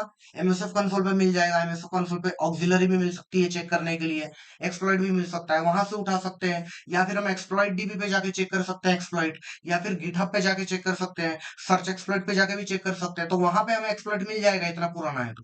ठीक है, तो उस एक्सप्लॉइट को अगर इसके अगेंस्ट रन कराएंगे तो डेफिनेटली ये जो सर्वर है ये डाउन हो जाना चाहिए। ठीक है, तो बहुत सिंपल है, मतलब देखो ज्यादा कुछ करना था, एक एक्सप्लॉइट ही ढूंढना था, वर्जन्स के अकॉर्डिंग आपको एन्यूमरेशन ही करना था। वो अगर सही से आपने रिपोर्ट एनालिसिस नहीं किया तो आपको ये मिलेगा ही नहीं। तो अगर आपने एनालिसिस किया होगा तो आपको इस बारे में पता होगा। ठीक है, तो आई थिंक ऑलमोस्ट सभी ने मिस किया है। चलिए, तो यहाँ पर आते हैं अपन एमएसएफ कंसोल पे, एंड यहाँ पे सर्च करते हैं स्लो लॉरीज ऑक्सिलरी। ठीक है, तो एक ऑक्सिलरी है, आ, करते हैं यू शो ऑप्शन, और डिले बिटवीन सेंडिंग की पहला हेडर,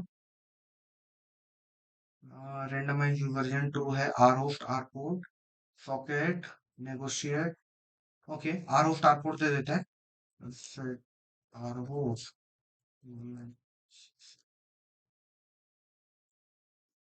आर पोर्ट सही है, इसे रन कराते हैं। ओके, आर होस्ट लिखा है, आर पोर्ट सही है, तो इसे रन करा देते हैं। ओके, आई थिंक ये ऑक्सिलरी ये चेक करने के लिए नहीं है, ये सीधा अटैक ही कर देगी। ठीक है, ये अटैक ही कर देगी आई थिंक। तो एक बार चल के चेक करते हैं यहाँ पे क्या हो रहा है स्टेटस।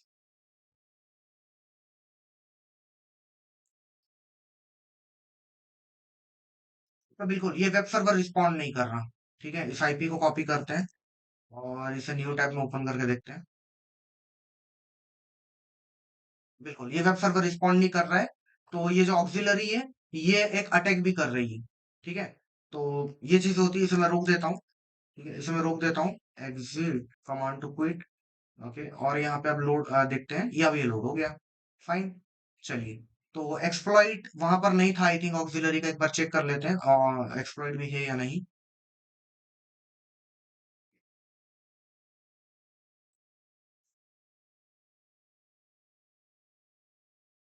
ठीक है, तो एचपिंग 3 की जरूरत ही नहीं पड़ती, क्योंकि यहाँ पे ऑलरेडी वल्नरेबिलिटी है। समझ पा रहे हो? तो बहुत सारे सिस्टम पैच नहीं होते हैं। ठीक है, ऐसा नहीं होता है कि सभी चीज आपको पैच मिलती है, पैच नहीं भी मिलती है, पैच मिलती भी है, दोनों ही केस में आपको तो ये समझना है कि कोई कोई टास्क को डिफिकल्ट वे लेने की जरूरत नहीं है। अगर आपने एनुमरेशन सही से किया है, रिपोर्ट का एनालिसिस किया है, तो आपके लिए चीजें इजी हो जाएगी। ठीक है, वापस से सर्च करते हैं, स्लो लॉरीज, स्लो लॉरीज।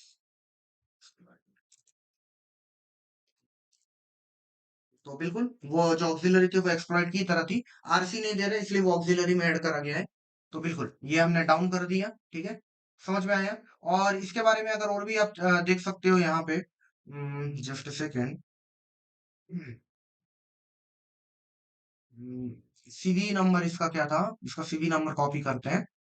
ठीक है, इससे चीजें इजी हो जाती है। और गूगल पे आते हैं, डॉर्क भी लगा देते हैं। ठीक है, डॉर्क भी लगा देते हैं ताकि एग्जैक्ट सर्चेस मिले। तो यहाँ पे मैंने डॉर्क लगा दिया, एंटर करते हैं, ये आ गया लिनक्स कर्नल। अब देखो बहुत सारे आए, एक्सप्लॉइट डीबी के आ गए। ठीक है, आ, और ओपन एसएसएच की वल्नरेबिलिटी, शायद वो दूसरी वाली वल्नरेबिलिटी, सीधी नंबर से। ओके, मैंने कुछ और ही कॉपी कर दिया।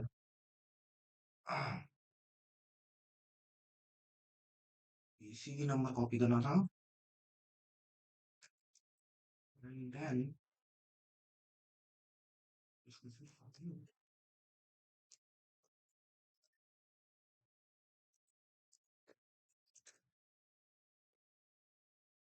सर्च एक्सप्लोर पे भी मिल जाएगा।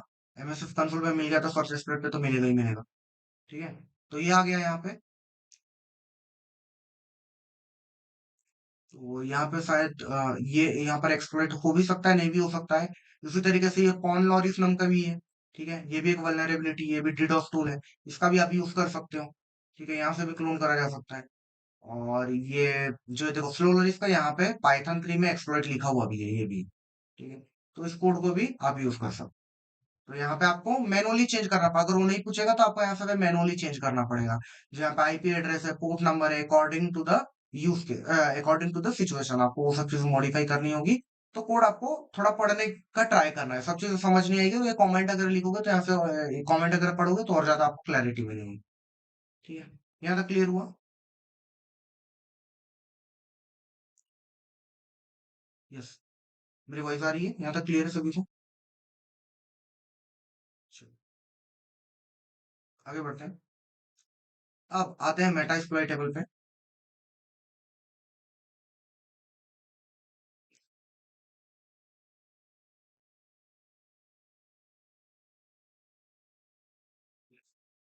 और यहाँ पे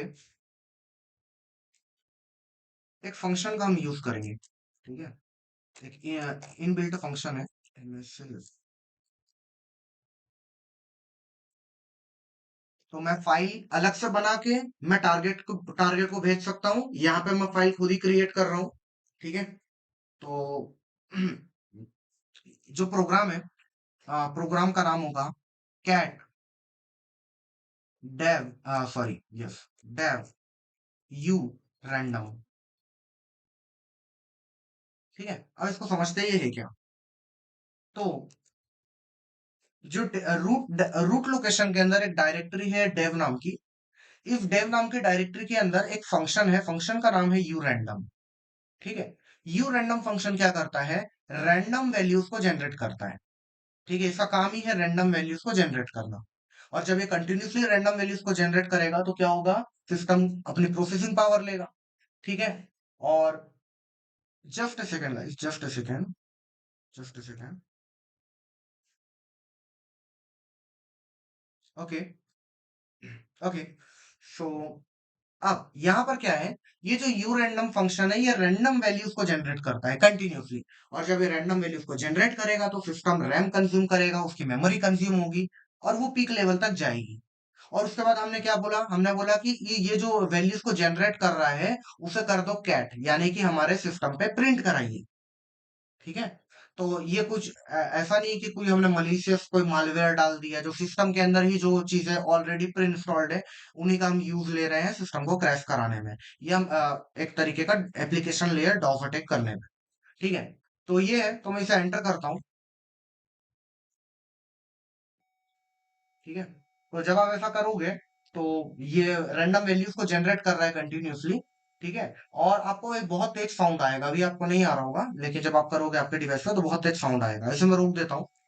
ठीक है, तो अब देखो यहाँ पे जो चीजें हैं वो काफी तरीके से, जो टर्मिनल है वो अच्छे तरीके से बिहेव नहीं कर रहा है। काफी सारी चीजें थोड़ी करप्ट टाइप की हो गई है। इसको थोड़ी देर और रन कराते तो ये शायद सिस्टम को करप्ट कर देता, वैसे मिनिमम सिस्टम ही है। तो अब इस तरीके से हम जो उसकी मेमोरी यूटिलाइजेशन है वो बढ़ा सकते हैं प्री डिफाइंड फंक्शन से। अब इसी चीज को थोड़ा और अच्छे लेवल पे लेके जाते हैं। ठीक है, और इससे रिलेटेड मैं एक और क्वेश्चन भी करूंगा आपसे, तो ध्यान देना। तो यहाँ पे क्या करता हूँ, पहले तो मैं इस डिवाइस को रिस्टार्ट कर लेते हैं। ठीक है, इसको मेटास्प्लोइटेबल पे ही करना, काली मशीन पे मत करना।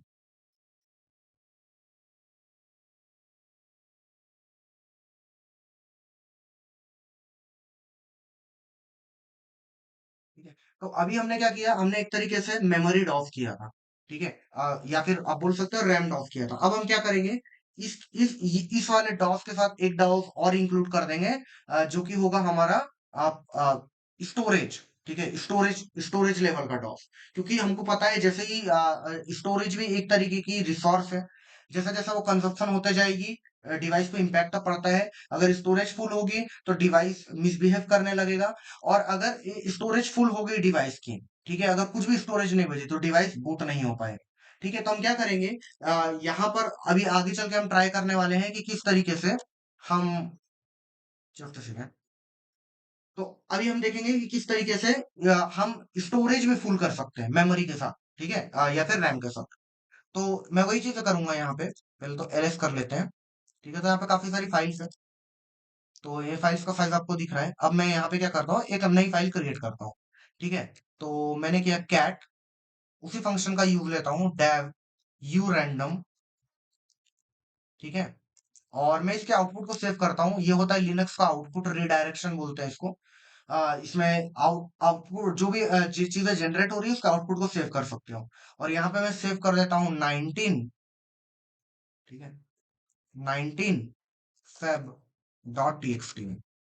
ठीक है, तो अभी क्या करेगा, ये मेमोरी कंजप्शन तो करेगा। अभी मैं यहाँ टास्क मैनेजर ओपन नहीं कर सकता, ये मेमोरी तो कंजप्शन करेगा, साथ ही साथ ये एक फाइल के अंदर आउटपुट सेव करेगा। और उस फाइल के अंदर क्योंकि वो कंटिन्यूसली आउटपुट वो सेव करते जाएगा तो फाइल का साइज बढ़ेगा।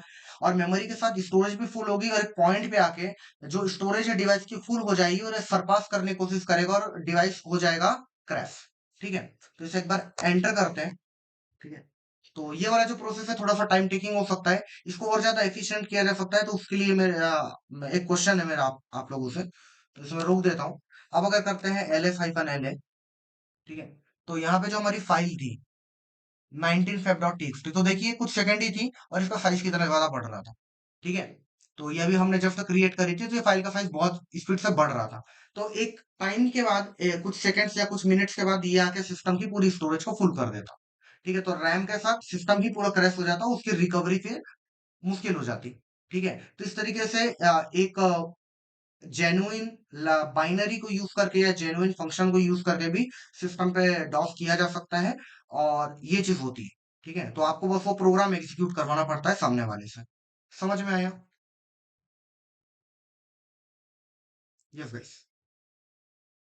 ठीक है, अब आप मुझे बताइए कि ये जो स्टोरेज फुल कर रहे थे, क्या कोई दूसरा तरीका है स्टोरेज फुल करने का और जल्दी?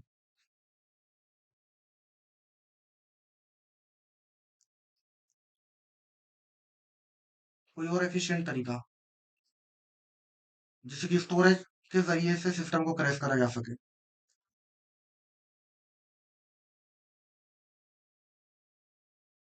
हाँ जी, बताएं। पासवर्ड जनरेट करके, बिल्कुल, है ना, वर्ड लिस्ट जनरेट करके बोल सकते हैं हम। तो क्रंच या फिर कप की हेल्प से हम कोई बड़ी सी वर्ड लिस्ट को जनरेट करेंगे, जैसे उसके आउटपुट को सेव करेंगे इंस्टेंट वो क्रिएट करेगा। ठीक है, बहुत इजीली वो टेराबाइट्स में और पेटाबाइट्स में जनरेट कर लेगा।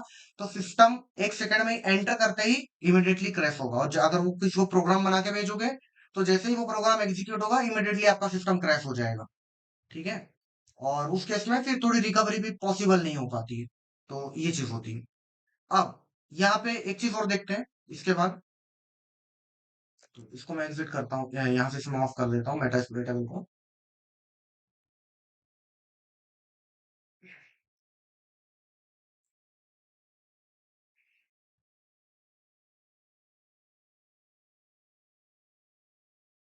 ठीक है, अब यहाँ पे अपन फॉर्क बम देखने वाले हैं। इसको रैबिट वायरस भी बोलते हैं। ये कोई वायरस नहीं है, ये कोई मालवेयर नहीं है, लेकिन बस इसका नाम रैबिट वायरस रखा गया है। तो ये फॉर्क बम एक ऐसा प्रोग्राम होता है जो सिस्टम को क्रैश करा सकता है। अगेन एक टाइप का एप्लीकेशन लेयर का डॉस अटैक करा सकता है। यस कृष्णा बोलिए। हाँ सर, अगर कोई सिस्टम फुल हो जाता है तो सर आपने बताया था कि टेलनेट के थ्रू से कनेक्ट करके उस फाइल को डिलीट कर दे तो ऑटोमेटिकली स्टोरेज खाली हो जाएगा सर। नहीं तो आप कनेक्ट कैसे करोगे टेल उसमें? ओएस। वो सिस्टम ऑन भी तो होना चाहिए ना, तभी तो टेलनेट की सर्विस चालू करोगे आप। ओके, मतलब किसी ने आपके सिस्टम पे भेजा तब तो रिकवर हो सकता है ना सर? समझा नहीं मैं, एक बार एक्सप्लेन करना। सर, किसी ने प्रोग्राम फाइल बना के सेम प्रोग्राम फाइल बना के जस्ट मुझे ही भेजा तो मेरा सिस्टम क्रैश हो गया तो मैं उसे रिकवर कर सकता हूँ सर टेल ओएस से? अच्छा, टेल ओएस से। टेल ओएस से रिकवर करोगे, लेकिन टेल ओएस के देखो सिस्टम को बूट होने के लिए कुछ ना कुछ तो लगेगा ना, कुछ ना कुछ तो रिसोर्सेस लगेगी। ठीक नहीं है, सर, तो हाँ, जी सर। तो उस केस में टेल ओएस में मुझे नहीं लगता कि वो बूट करेगा। एक बार ट्राई करके देख लेना। ठीक है, मैंने ट्राई नहीं किया उसको, लेकिन मुझे नहीं लगता कि बूट होगा वो, क्योंकि टेल ओएस भी से भी अगर बूट करोगे तो वहां पे कुछ मेमोरी तो चाहिए उसको। ठीक है, तो पेन ड्राइव से वो बूट कर रहा था, लेकिन रिसोर्सेज उसे रैम वगैरह बाकी चीजें तो चाहिए, कुछ ना कुछ उसे तो रिसोर्सेज चाहिए। तो मुझे नहीं लगता कि वो चालू होगा। तो एक बार उसको प्रैक्टिकली इंप्लीमेंट करने के बाद हमें पता चलेगा, लेकिन मुझे नहीं लगता कि वो काम करना चाहिए। ओके कृष्णा। ओके। पहले कुछ मैंने और सुन लिया था, टेलोस की जगह कुछ और सुना था। ओके, तो यहाँ पे अब एक चीज को और देखते हैं, फॉर्क बॉम्ब को। तो फॉर्क बॉम्ब को देखने के पहले एक बात मुझे बताइए, कितने लोगों को यहाँ पे किसी भी कोई भी लैंग्वेज में प्रोग्रामिंग आती है बेसिक लेवल की, या फिर कभी किसी ने पढ़ी है प्रोग्रामिंग? कोई है जिसने नहीं पढ़ी कभी भी प्रोग्रामिंग?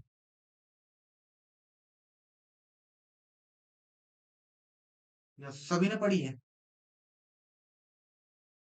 चलो बढ़िया है, ठीक है। तो प्रोग्रामिंग में कंसेप्ट होता है, कृष्णा आपने नहीं पढ़ी? पढ़ी है सर। पढ़ी है, चलो। तो प्रोग्रामिंग में कॉन्सेप्ट होता है फंक्शन का, ठीक है। तो मुझे फंक्शन बताइए, फंक्शन होता क्या है और इसका काम क्या होता है? हाँ सर, कुछ प्री डिफाइंड फंक्शन होते हैं जो रैंडम हमें वर्क करना रहता है। जैसे हमें सुबह उठ के कुछ ब्रश या मंजन करना है तो उसे हम एक प्रोग्राम फाइल बना देते हैं। जब उसे हमें काम करना रहता है तो उस फंक्शन को हम कॉल कर लेते हैं। हम्म। ठीक है। अब तो देखो, वही सर प्री जैसे कि डिफाइंड। मान लीजिए set of code to reuse it multiple times, है ना? अब देखिए, जैसे कि मान लीजिए बिल्कुल सही आंसर दिए आप सभी लोगों ने। तो अब मान लीजिए मैं कोई कोड लिख रहा हूँ, मैंने 10 से 20 लाइन का कोड लिखा, ठीक है। अब वो जो कोड का जो वो जो सेक्शन है, मुझे उस सेक्शन को वापस से रीयूज करना है कहीं पे, तो मुझे वापस से 20 लाइन का लिखना पड़ेगा। तो हम क्या करते हैं, बेसिकली एक फंक्शन बना लेते हैं, ठीक है, एक फंक्शन क्रिएट करते हैं। तो फंक्शन का नाम हम कुछ भी रख सकते हैं, ठीक है, अगर वो कॉन्फ्लिक्ट ना करे तो फंक्शन का कोई भी फंक्शन आप क्रिएट कर दीजिए, और आप उसके अंदर बता दीजिए कि ये जो है सेक्शन, ये इस फंक्शन को बिलोंग करता है, ठीक है। उसके बाद जब आपको उस कोड की वापस से जरूरत पड़ेगी, उस 20 लाइन के कोड की, तो आपको वापस से कोड को नहीं लिखना है, आपको सिर्फ फंक्शन के नाम को लिख देना है, यानी कि फंक्शन को कॉल करना है। तो पूरी की पूरी चीज एग्जीक्यूट हो जाएगी। तो मान लीजिए अगर कोई मैंने 2000 लाइन का कोड है, वहां पे कोई ये जो 20 लाइन का सेक्शन था, मुझे इसकी बार बार जरूरत है, 50 बार जरूरत है, 100 बार जरूरत है, तो मुझे बार बार लिखने की जरूरत नहीं है। एक बार मैं फंक्शन क्रिएट करूंगा और उस फंक्शन को कॉल करूंगा बार बार, जब भी मुझे जरूरत पड़ेगी, तो I can just call the whole code. समझ में आया फंक्शन क्या होता है प्रोग्रामिंग? यस। चलिए, तो अब यहाँ पर क्या होता है फॉर को फॉर्म में, एक फॉर को फॉर्म शायद बना होगा मेरे पास, ठीक है। कभी भी देखो, आप डॉस किसी भी लैंग्वेज में करा सकते हो, जरूरी नहीं है। अभी जैसे कि यहाँ पर एक चीज बोली थी आपने कि जैसे कि कृष्णा को क्वेश्चन था कि हम सिस्टम को क्रैश करा सकते हैं, ठीक है। तो स्टोरेज का क्रैश उतना एफिशिएंट होता नहीं है एक्चुअल में, ठीक है। मतलब कुछ ज्यादा अगर डैमेज हो ना, तो ज्यादा अगर डैमेज कर सकते हो तो कम डैमेज क्यों करना, ठीक है। और जब चीजें इजी तरीके से करी जा सकती है, तो उसी सिस्टम का क्रैश वहां पे हम नहीं कराएंगे, ठीक है। जोक के लिए अच्छा हो सकता है, लेकिन कोई मेरे को नहीं लगता कि कोई एडवर्सरी कोई अच्छा ऑप्शन है कि डॉस अटैक या डीडॉस करा जाए, ठीक है। आगे चल के आपको पता चलेगा डॉट डीडॉस अच्छा क्यों नहीं होता है एपीटी के कॉन्सेप्ट में। लेकिन डॉस डीडॉस एक आखिरी ऑप्शन की तरह होता है, यानी कि जब आपको कॉम्प्रोमाइज नहीं कर पा रहे हो, या फिर वल्नरेबिलिटी नहीं मिल रही है, तो किसी तरीके से अवेलेबिलिटी पिलर को ब्रेक कर दिया जाए, तो ये लास्ट ऑप्शन की तरह होता है, ठीक है। तो अब यहाँ पर हम क्या कर रहे थे, एक फंक्शन का हम यूज ले रहे थे, या फिर हम क्रंच करके मेमोरी डॉस, और हर किसी के में तो क्रंच वगैरह इंस्टॉल होगा भी नहीं, स्टोरेज डॉस के साथ काफी सारे इश्यूज भी है। तो हम क्या कर सकते हैं, यहाँ पे फॉर्क बॉम्ब का यूज ले सकते हैं। फॉर्क बॉम्ब क्या होता है, एक कोड का एक ऐसा लॉजिक होता है, एक ऐसा लॉजिक होता है जिसमें कि एक प्रोसेस के अंदर सब प्रोसेसेस क्रिएट करी जाती है, एक फंक्शन बनाया जाता है, और उस फंक्शन को बार बार कॉल किया जाता है, जिससे कि एक लूप टाइप का क्रिएट हो जाता है, ठीक है। और आपके जो रिसोर्सेज है वो बहुत ज्यादा ओवर कंज्यूम होती है, ठीक है। तो यहाँ पे चलते हैं अपन काली मशीन पे, और यहाँ पर एक बार फॉर्क बॉम्ब का कोड एक बार चेक कर लेते हैं, ठीक है। तो एक बार कोड दिखाता हूँ और मैं एक्सप्लेन कर देता हूँ,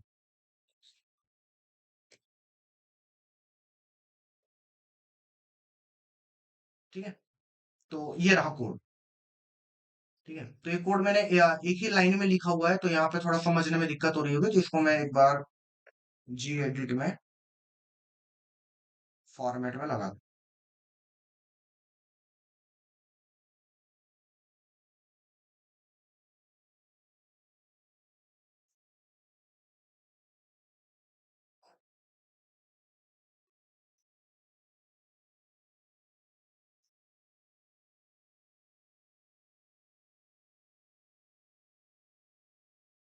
ओके, चलो थोड़ा अच्छा फॉर्मेट बन गया। अब यहाँ पर देखो क्या कर रहे हैं हम, ये जो स्पेसिफिक कैरेक्टर सेट होता है ना, ये दोनों नॉर्मल ब्रैकेट्स, ये होता है एक फंक्शन को डिक्लेयर करने के लिए। ठीक है, तो मान लीजिए मुझे एक फंक्शन बनाना है, तो अगर मुझे मयंक नाम का फंक्शन बनाना है तो मैं इस तरीके से लिखूंगा। अगर मुझे हैकिंग नाम का एक फंक्शन बनाना है तो मैं इस तरीके से लिखूंगा। तो यहाँ पर हमने क्या किया, हमने एक फंक्शन बनाया है जिसका नाम है कॉलन। ठीक है, जिसका नाम है कॉलन, जिसका नाम है कॉलन। हमने ये फंक्शन डिक्लेयर किया। ठीक है, फंक्शन को डिक्लेयर किया, इसको डिक्लेरेशन बोलते हैं। और ये फंक्शन रन कब होगा, जब मैं इसे कॉल करूंगा, यानी कि ये जो भी मैंने लिखा है, जैसे कि मान लो मैंने हैकिंग नाम का बनाया, तो जब जब मैं हैकिंग लिखूंगा तब तब वो कॉल होगा। तो जब जब मैं कॉलन लिखूंगा तब तब वो जो फंक्शन होगा, ठीक है, जब जब मैं कॉलन लिखूंगा तब तब वो फंक्शन क्या होगा, वो कॉल होगा, रन होगा। तो मैंने एक फंक्शन बनाया कॉलन नाम का, और उस कॉलन नाम के फंक्शन में मैंने डिक्लेयर क्या किया, मैंने डिक्लेयर किया एक सब प्रोसेस, और उस सब प्रोसेस में मैंने उसी फंक्शन का नाम दे दिया, और फिर मैंने पाइपिंग का साइन देके मैंने वापस से उसी फंक्शन को कॉल कर दिया। ठीक है, तो जैसे हेडिंग होती है, हेडिंग के नीचे सब हेडिंग होती है, वो विद इन द हेडिंग होती है। ठीक है, नेटवर्क होता है, नेटवर्क के अंदर विद इन द नेटवर्क का सबनेट होता है, फर्दर सेग्रीगेशन। उसी तरीके से यहाँ पर एक प्रोसेस चलती है, जो टास्क मैनेजर में जो प्रोसेसेस चलती है यहाँ पे जिसको आप देखते हो। ठीक है, ये क्या है, प्रोसेसेस है। ठीक है, ये देखो लिखा है प्रोसेसेस। तो एक प्रोसेसेस के अंदर मल्टीपल आप सब प्रोसेस रन करा सकते हो। तो हमने क्या किया, एक फंक्शन क्रिएट किया, उस फंक्शन का नाम रखा कॉलन। उस कॉलन नाम के फंक्शन के अंदर हमने डिक्लेरेशन किया कि एक सब प्रोसेस बननी चाहिए, और उस सब प्रोसेस के अंदर हमने ये कॉलन को ही डिक्लेयर कर वो कॉल कर दिया, और वापस से मैंने कॉलन को फिर से वापस से पाइपिंग लगा के कॉल कर दिया। फिर मैंने एम्परसेंड लगा के उसे बैकग्राउंड में भेजा, सब प्रोसेस को मैंने क्लोज किया। ठीक है, और फिर मैंने इसे क्लोज कर दिया, और फिर मैंने वापस से जो इस फंक्शन को था कॉल करा दिया। ठीक है, तो फंक्शन के अंदर सब प्रोसेस के अंदर मल्टीपल टाइम्स उसे कॉल किया, प्रोसेस को बैकग्राउंड भेजा, और फिर उस फंक्शन को वापस से कॉल कराया। ठीक है, तो आपको समझ में आ रहा है यहाँ पे एक अजीब तरीके का लूप बन रहा है। ये अभिषेक पूछो। हाँ अभिषेक, आपने हैंड रेस किया है, अनम्यूट कर लीजिए। हाँ sir, my fault sir, mistake क्या नहीं हो बोल गया। रहे थे, यस और क्या बोल रहे मतलब हैं, क्या बोल रहे हो, मिस्टेक मिस्टेक नहीं आने दो। गलती से हो गया, आपकी वॉइस ब्रेक हो रही है। चलिए एनीवेज, ओके। तो आई थिंक यहाँ तक ये जो लॉजिक है फॉर्क बॉम्ब का सभी को समझ में आ रहा होगा, कोड समझ में आ रहा होगा। ठीक है, देखो कोड को इसी तरीके से रीड करना होता है। ठीक है, कोई चीज समझ नहीं आ रही तो उसे गूगल कर लो, और आपको ये पता होना चाहिए। तो ये पहली लाइन में मैंने क्या किया, ये जो पहली लाइन में है, ये मैंने इंटरप्रेटर डिक्लेयर किया है। ठीक है, इसको हम बोलते हैं शीबैंग बोलते हैं इसे हम। ठीक है, तो ये इंटरप्रेटर डिक्लेयर किया कि बिन डायरेक्टरी के अंदर एक बैश नाम की बाइनरी है, उससे इसे रन कराना है। ठीक है, यानी कि क्या है, ये एक बैश का कोड है, ये एक बैश स्क्रिप्ट है। समझ में आ रही है, एक मलिशियस टाइप की मलिशियस लॉजिक से लिखी हुई बैश स्क्रिप्ट। क्लियर है यहाँ तक, चलो किसी को समझ में ना आए तो पूछ लेना। अब मैं इसे क्लोज करता हूं। ठीक है, सेव कर दिया, क्लोज कर दिया, सॉरी सेव कर दिया, और इसे कर दिया क्लोज। अब इस फॉर्क बॉम्ब को रन कराएंगे। ठीक है, अब अगेन मैं यहाँ पे टास्क मैनेजर ओपन नहीं कर सकता, लेकिन आप यहाँ पे बिल्कुल टास्क मैनेजर देख सकते हो इस टॉप राइट। ठीक है, यहाँ पे सीपीयू यूसेज भी दिखा रहा है, मेमोरी यूसेज भी दिखा रहा है। तो मैं इसे जैसे ही रन कराऊंगा तो आप यहाँ पे ऑब्जर्व करना, तो मेरा डिवाइस यहाँ पे पूरी यूटिलाइज पीक पे चली जाएगी, मैं इसे ऑफ भी नहीं कर पाऊंगा। ठीक है, तो मैं इसे फोर्सफुली ऑफ करूंगा जैसे ही रन कराऊंगा, क्योंकि मैं नहीं चाहता मेरा डेटा जो है वो करप्ट हो, क्योंकि एक बेस्ट प्रोग्राम है। तो रन कराएंगे इसे डॉट स्लैश से। ठीक है, फॉर्कबॉम्ब डॉट sh। अब मैं जैसे एंटर करूंगा आप यहाँ नजर मारिएगा। ठीक है, तो एंटर करते हैं। ओके, तो बोल रहा है सिंटेक्स का एरर आ गया यहाँ पे कहीं, शायद मैंने कुछ गड़बड़ कर दी थी, वापस उसका फॉर्मेट चेंज करता हूँ। ठीक है,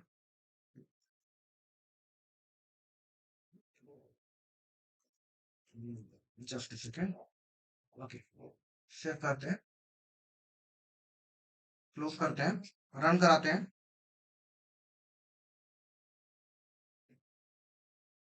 ये देखिए, टॉप राइट पे देखिए, है ना, ये पूरी पीक पे चली गई। और अब अगर मैं इसे क्लोज हो गया, बैकग्राउंड में रन हो गया क्या अभी?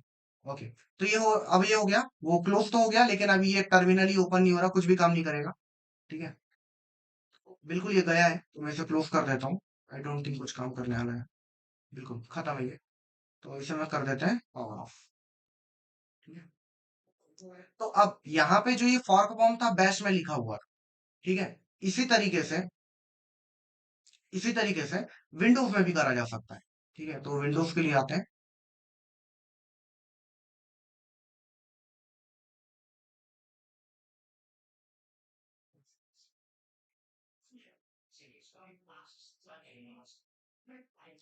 ठीक है, क्योंकि बैश जो होता है वो एक इंटरप्रेटर होता है, तो थोड़ा टाइम लगाता है वो रन होने में, तो उसने थोड़ा सा लेट रन कराया था। ठीक है, तो process I think almost terminate हो ही गई थी। बट एनीवेज आप उसको कंपाइलर, अगर आप उसे रन करा रहे हो तो कंपाइलर में मत कराइए, इंटरप्रेटर में मत कराइए, कंपाइलर में रन कराइए। वो बहुत फास्ट रन होगा। ठीक है, तो उसमें बिल्कुल सामने वाले को बिल्कुल भी टाइम नहीं मिलेगा, इंटरप्रेटर में भी नहीं मिलता है। अभी वीएम में चल रहा है, इस वजह से ऐसा हो रहा है। ठीक है, लेकिन कंपाइलर एक बेटर ऑप्शन होता है। ठीक है, अगर आपको फॉल्स किसी तरीके के मिस हैपनिंग से बचना है तो। ठीक है, तो इसे स्टार्ट करते हैं एक बार विंडोज में।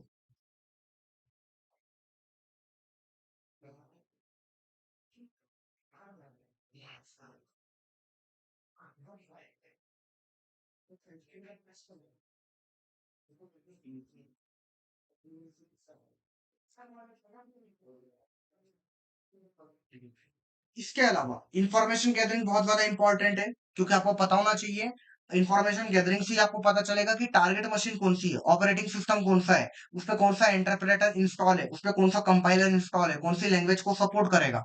ठीक है, अगर आपको यही नहीं पता, अगर आपने इंफॉर्मेशन गैदरिंग नहीं है, तो आप किसी भी प्रोग्रामिंग में भेजिए, कोई खास फर्क नहीं पड़ने वाला, सामने वाले का प्रोग्राम ही रन नहीं होगा। ठीक है, अगर मुझे पता है कि विंडोज है, तो उसके अकॉर्डिंग मैं उस फॉर्मेट में भेजूंगा प्रोग्राम को बना के। ठीक है, उस लैंग्वेज में नहीं भेजूंगा जो कि इंस्टॉल ही नहीं है सामने वाला टारगेट मशीन। ठीक है, तो फुटप्रिंटिंग रेकॉन का एक बहुत इंपॉर्टेंट रोल होता है, फिर चाहे पेन टेस्टिंग करो, बग हंटिंग करो, या फिर नॉर्मली एथिकल हैकिंग वगैरह हो जाए। ठीक है, तो इसका खास ध्यान रखिएगा। ठीक है, so just wait a second.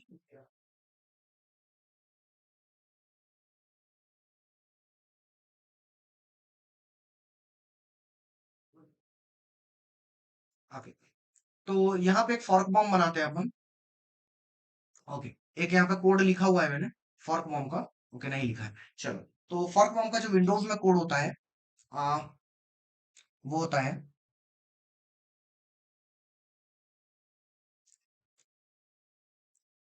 %0 pipe इन %0। ठीक है, बस इतना ही है। सेव करते हैं, सेव एज करते हैं। अब क्योंकि विंडोज डिवाइस है, तो मैं इसको सेव करता हूँ बैच फाइल में। ठीक है, तो 19fab.bat बैच फाइल, और इसे सेव करते हैं डेस्कटॉप पे, सेव एज करते हैं, क्लोज कर देते हैं। तो ये 19fab ये बैच फाइल क्रिएट हो गई। अब इसे बस रन कराना है। ठीक है, उसमें जो भी आए थे।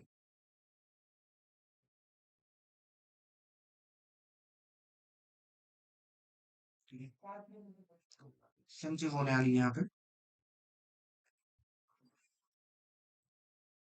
Add icon, ये देखिए खत्म, है ना, सीपीयू गया 100%।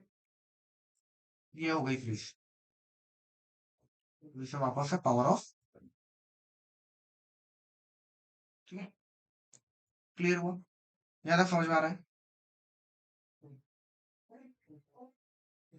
Yes guys. हाँ कृष्णा, पूछो। और ये कोड का मतलब क्या है? कौन से कोड का मतलब? अभी मैंने एक्सप्लेन किया था ना।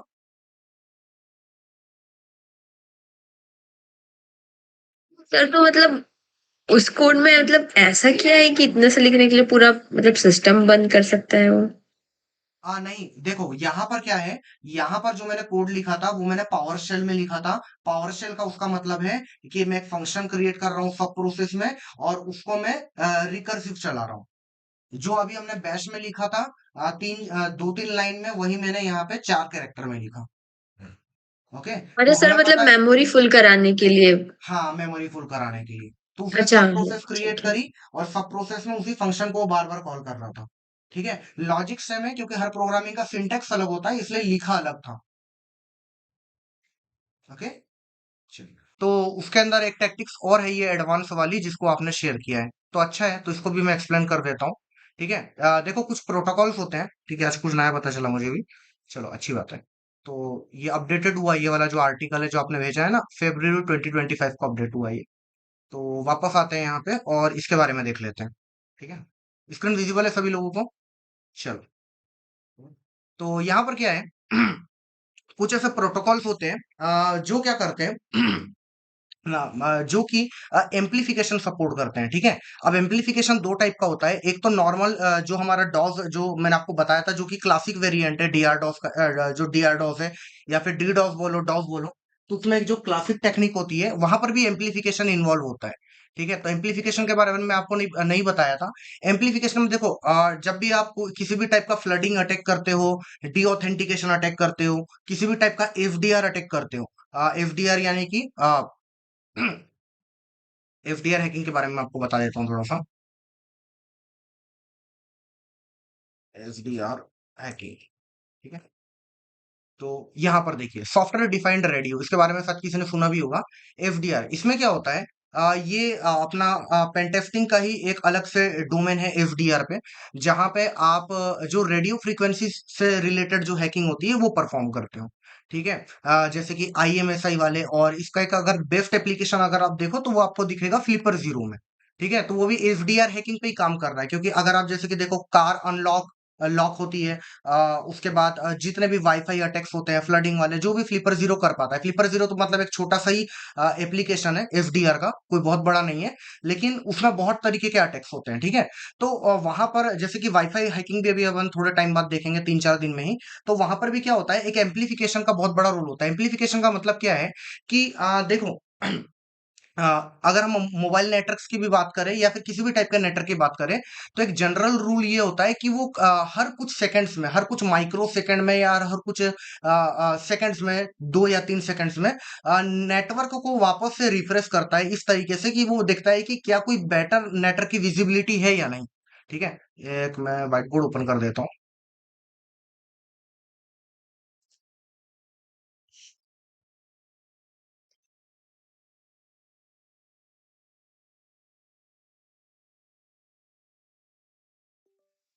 ठीक है, तो एक क्लास आई थिंक और बढ़ जाएगी डॉस अटैक पे। चलिए, तो यहाँ पर क्या होता है, जैसे कि मान लीजिए ये आपका मोबाइल का टावर है। ठीक है, एक सिटी में बहुत सारे टावर होते हैं। ठीक है, आपका ही यहाँ पर हो, तो अब होगा क्या, आपका जो फोन होगा वो हर कुछ माइक्रो सेकेंड्स में या फिर हर कुछ 2 या 3 सेकेंड्स में वो क्या करेगा, सिग्नल को चेक करेगा। ठीक है, सिग्नल की स्ट्रेंथ को चेक करेगा, जिसकी भी ज्यादा स्ट्रेंथ आएगी उसके साथ वो कनेक्ट करेगा। ठीक है, वाईफाई में भी ऐसा ही होता है। ठीक है, अगर आप ऑब्जर्व करो तो just a second guys, just just a second.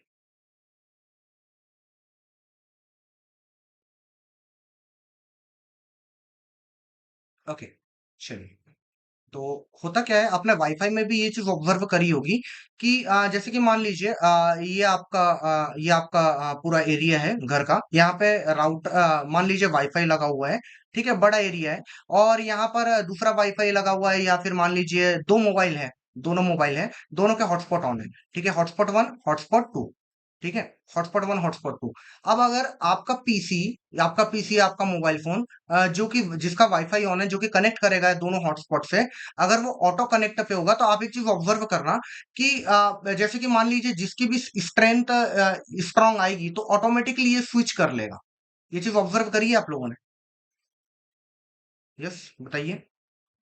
ठीक है, तो मोबाइल नेटवर्क में भी सेम यही चीज होती है, मोबाइल नेटवर्क में नहीं, पूरे एफडीआर में ये चीज होती है। ठीक है, सॉफ्टवेयर डिफाइंड रेडियो में ये चीजें होती है।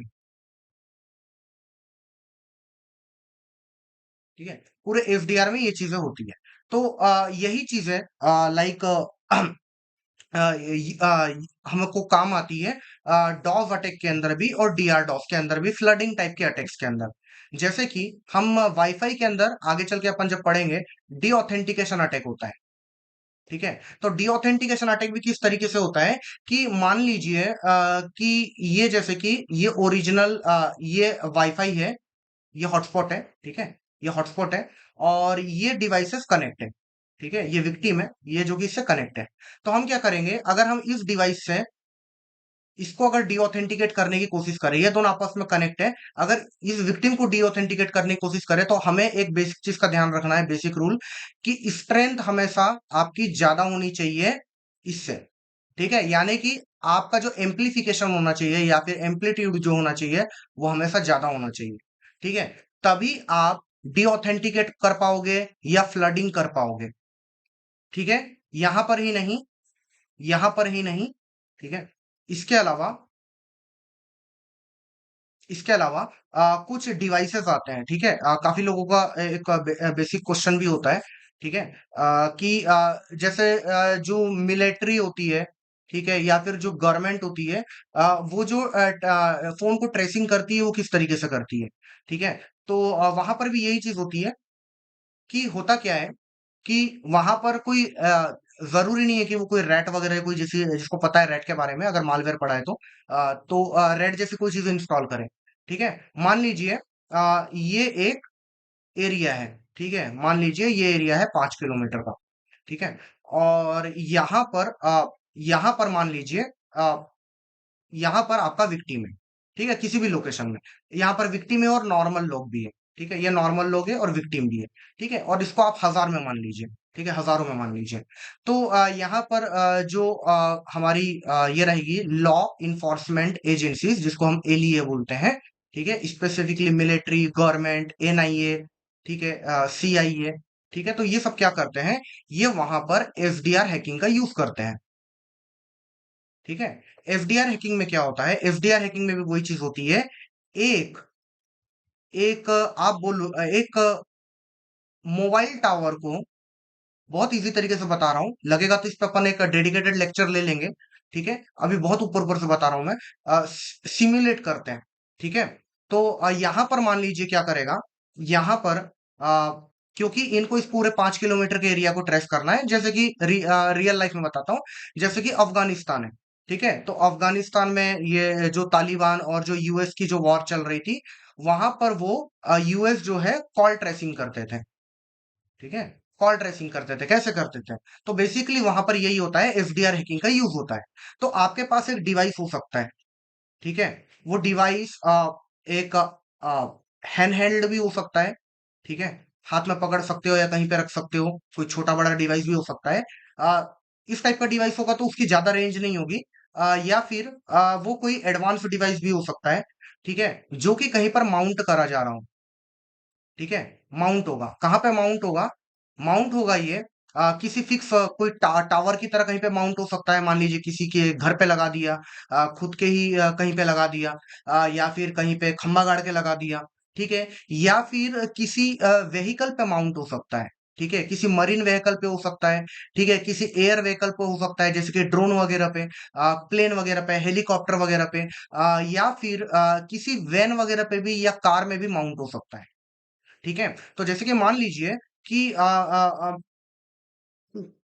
हमने इसको माउंट कर दिया इस लोकेशन पे, ठीक है, और ये 5 किलोमीटर का पूरा वो कैप्चर करता है, तो ये पूरे 5 किलोमीटर का कैप्चर करेगा, कैसे कैप्चर करेगा, ठीक है, कैसे कैप्चर करेगा, यहां पर एम्पलीफिकेशन आएगा वापस से, ठीक है, यहाँ पे एम्पलीफिकेशन अलग से आएगा, तो यहाँ पर क्या होता है, क्योंकि ये जो है ये क्या है, ये कि मोबाइल टावर सिम्युलेटर है, यानी कि ये मोबाइल के ही सिग्नल्स जो मोबाइल टावर का ही काम करता है, तो जो डिवाइसेस होते हैं, क्योंकि वो मैंने आपको बताया हर 2-3 सेकेंड्स में मैक्सिमम ये ऑटो रिफ्रेश करते हैं, ऑटो नेटवर्क को अपडेट करते हैं कि बेस्ट स्ट्रेंथ मिले, तो ये जो मोबाइल सिम्युलेटर होगा ये क्या होगा, बहुत हाई फ्रीक्वेंसी के आ, मतलब बहुत हाई स्ट्रेंथ की फ्रीक्वेंसी भी शायद मुझे नहीं बोलना चाहिए, क्योंकि फ्रीक्वेंसी से अलग अलग हो जाती है, ये बहुत अलग चीज है, इसके बारे में बाद में बात करेंगे, तो डेडिकेटेड लेक्चर अगर इस पे करेंगे तो, ठीक है, तो यहाँ पर क्या होगा, स्ट्रेंथ जिसकी ज्यादा होगी, ठीक है, ये ऑटोमेटिक उसको कैच करेंगे, तो इसका एम्पलीफिकेशन ज्यादा होगा तो ये क्या करेंगे, ये ऑटोमेटिक इससे इसको कैच करेंगे, और ये क्या करेगा, ये जो मोबाइल टावर सिम्युलेटर है ये दो तरीके से काम कर सकता है, इसके भी काम करने के दो तरीके होते हैं, वो एक होता है एक्टिव और दूसरा होता है पैसिव, ठीक है, एक्टिव और पैसिव, ठीक है। एक्टिव में क्या होगा, सॉरी पहले पैसिव समझ लेते हैं। पैसिव में क्या होगा, पैसिव में ये एक एमआईटीएम की तरह काम करेगा। एमआईटीएम हमने पढ़ लिया है क्या, man in the middle attack? Yes guys, नहीं पढ़ा है। ठीक है, तो man in the middle attack में क्या होता है कि एक जैसे हम हमारे जो वाईफाई से जो भी कनेक्टेड है, या हम जिस भी वाईफाई में हम कनेक्ट है, या हमारे वाईफाई से कोई कनेक्ट है, तो जितने भी लोग वाईफाई से कनेक्टेड है वो क्या चला रहे हैं, वो क्या क्रेडेंशियल्स डाल रहे हैं, ये जनरली, और उनके पैकेट्स कहाँ जा रहे हैं, बहुत सारी इंफॉर्मेशन हमें पता चल जाता है। तो हम क्या करते हैं, पैसिवली वहां पे एमआईटीएम अटैक करते हैं, man in the middle attack, जिसमें कि हम देखते हैं कि सामने वाला क्या डेटा जा रहा है, क्या चीज एक्सेस कर रहा है, वो चीज है। ठीक है, हम बीच में इंगेजमेंट नहीं करते, हम चुपचाप सुनते हैं, जैसे कि एक मॉनिटर होता है, क्लास में एक मॉनिटर होता है जो देखता है लोगों को, ठीक है, कि कौन क्या कर रहा है, बिल्कुल उसी तरीके से। ठीक है, वाईफाई में इसलिए मॉनिटर मोड नाम है। ठीक है, अगर आप देखो वाईफाई हैकिंग में आपको पता चलेगा कि मॉनिटर मोड नाम होता है। ठीक है, just a second, I think device hang हो गया। मेरी वॉइस आ रही है? जी सर, आ रही है, वॉइस आ हाँ रही है। ठीक है, हो गया सही। समझ में ना आए तो पूछ लेना। ठीक है, तो वापस आते हैं यहाँ पे। ओके, तो यहाँ पर हम थे कि ये जो है ये एक्टिव और पैसिव मोड में काम करेगा। पैसिव मोड में ये काम करेगा एमआईटीएम की तरह, man in the middle attack की तरह। ठीक है, जिसमें कि ये आसपास क्या कर रहे हैं लोग उनको देख पाए, उनकी एक्टिविटी को देख पाएगा, सुन पाएगा। तो अगर ये पैसिव मोड में काम कर रहा है तो यहाँ पर क्या होगा, जितने भी ये मोबाइल टावर्स हैं, ये सॉरी मोबाइल टावर्स बोल रहा हूँ, सॉरी, जितने भी ये जो फोन्स है जो कि इस हमारे मोबाइल सिम्युलेटर से कनेक्टेड है, जो इससे कैच कर रहे हैं, तो ये क्या कर पाएगा, उन सबकी बातचीत सुन पाएगा, पूरा उनका कॉन्वर्सेशन। फिर इस बात से बिल्कुल फर्क नहीं पड़ता है कि वो कॉल पे बात कर रहे हो, वो वॉइस कॉल पे बात कर रहे हो, वो वीडियो कॉल पे बात कर रहे हो, आ, या फिर वो टेक्स्ट मैसेज में बात कर रहे हो, एसएमएस के जरिए कर रहे हो, या फिर आ, कुछ केसेस में जो आपकी एनक्रिप्टेड एप्स होती है वो भी हो जाती है। ठीक है, एक्टिव मोड में क्या होता है, एक्टिव मोड में आप बेसिकली यहां पर डायरेक्टली आप उनकी आप बीच में आप क्या करते हो, आपके पास जो डेटा, ये जो भी चीजें आती है, आप सुनने के अलावा आप बीच में मैनिपुलेशन भी कर सकते हो। ठीक है, किसी प्रकार का मैनिपुलेशन कर सकते हो, या फिर अगर आप डायरेक्ट इनडायरेक्टली बोले तो आप बीच में आते हो विक्टिम और और रियल टावर के बीच में। ठीक है, तो विक्टिम आपको सिग्नल भेजता है और उसी सिग्नल को आप टावर को फॉरवर्ड कर देते हो, तो ये एक्टिव मोड होता है। ठीक है, तो इस पर डेडिकेटेडली शायद 1-1.5 घंटे का लेक्चर लिया जा सकता है, तो इसको अभी अपन डिस्कस नहीं कर रहे, तो ये एम्पलीफिकेशन होता है। ठीक है, तो यहां तक क्या सभी को क्लियर है? यस, ठीक है, तो ये चीजें होती है, तो इस तरीके से वो होती है। अब इस टाइप के डिवाइसेस कौन से होते हैं, तो इस टाइप के डिवाइसेस हो सकता है, जस्ट सेकेंड,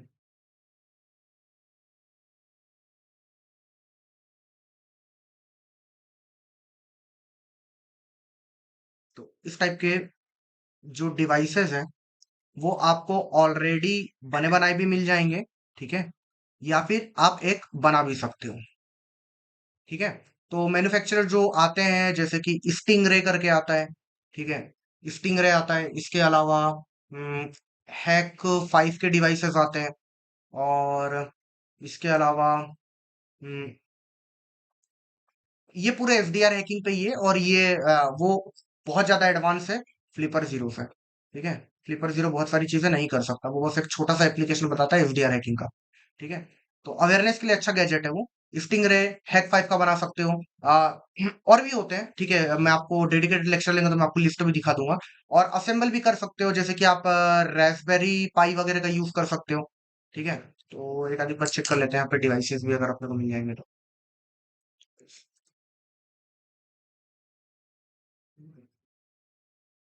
ठीक है, तो ये जैसे कि देखो हैक आरएफ ये भी आता है। ठीक है, तो ये जो पोर्टेबल डिवाइसेस होते हैं इनकी जो वो होती है, रेंज होती है, वो कम होती है।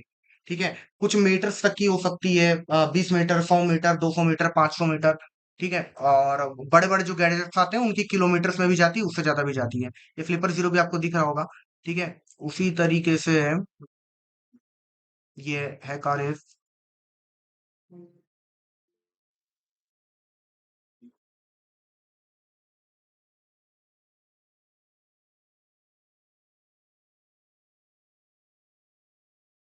ठीक है, तो हैक फाइव, ठीक है, ओके, ये है RFOC का। और भी इसका था एक मॉडल और भी था, ठीक है, वो भी कर सकते हो, या फिर आप रेस्पबेरी वगैरह से भी बना सकते हो, ठीक है। रेस्पबेरी पाई से नहीं बनेगा, पिको से बनेगा, ठीक है। तो ये जो पिको आता है, इससे भी आप बना सकते हो वो चीज को, ठीक है, लेकिन वही है, क्योंकि ये पोर्टेबल होगा तो इसकी रेंज ज्यादा नहीं होगी, ठीक है। इससे भी बनाया जा सकता है, और ये आई थिंक ज्यादा कॉस्टली भी नहीं आता है, मेरे हिसाब से 800-900 रुपये में आ जाएगा ये, है ना। अच्छा, यहाँ पे तो और भी सस्ता है, ठीक है, इसका रेट और कम हो गया। तो ये आ रहा है, देखो, 400-500 रुपये में आ रहा है, ठीक है। तो इसका भी यूज करा जा सकता है इसमें। तो ये होता है एम्पलीफिकेशन। तो डॉग अटैक, जो फ्लडिंग टाइप के जो डॉग अटैक्स होते हैं, उसमें एम्पलीफिकेशन का बहुत बड़ा रोल होता है, ठीक है। अब एम्पलीट्यूड वगैरह का, ठीक है। अब यहाँ पर ये जो डीआर डॉग बात कर रहा है, ठीक है, इसमें क्या हो रही है, इसमें मिररिंग भी हो रही है, ठीक है, उसी का एक एडवांस टेक्निक है। और एम्पलीफिकेशन जो हो रहा है, ये और ज्यादा इसको एक तरीके से हाइक कर दिया जा रहा है, ठीक है। किस तरीके से, तो होता क्या है, जो मैंने आपको बताया था कि आप स्पूफिंग भी कर सकते हो, लास्ट क्लास में मैंने आपको बताया था कि अगर आप चाहो, जैसे कि राउट, अगर आप सामने वाले पे डॉग अटैक कर रहे हो, या फिर हाँ, डॉग या डीआर डॉग टाइप का अगर आप कर रहे हो, तो फिर वहां पर क्या होगा, अगर आपसे नहीं हो रहा है, तो आप क्या करो, आप स्पूफिंग करो, आप कोई ऐसे डिवाइस से करो जो कि वो अलाउ कर रहा है, ठीक है। अलाउ कर रहा है तो वहां पर क्या होगा, अलाउ कर रहा है तो वहां पे क्या होगा,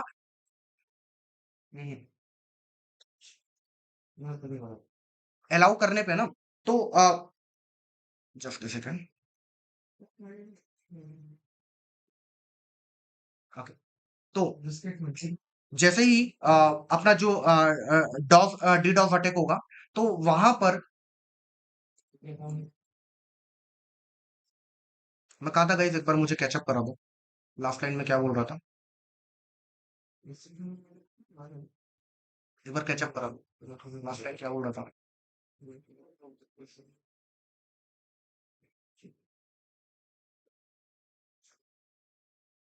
यस, जस्ट इस लाइन के पहले क्या डिस्कस कर रहे थे अपन।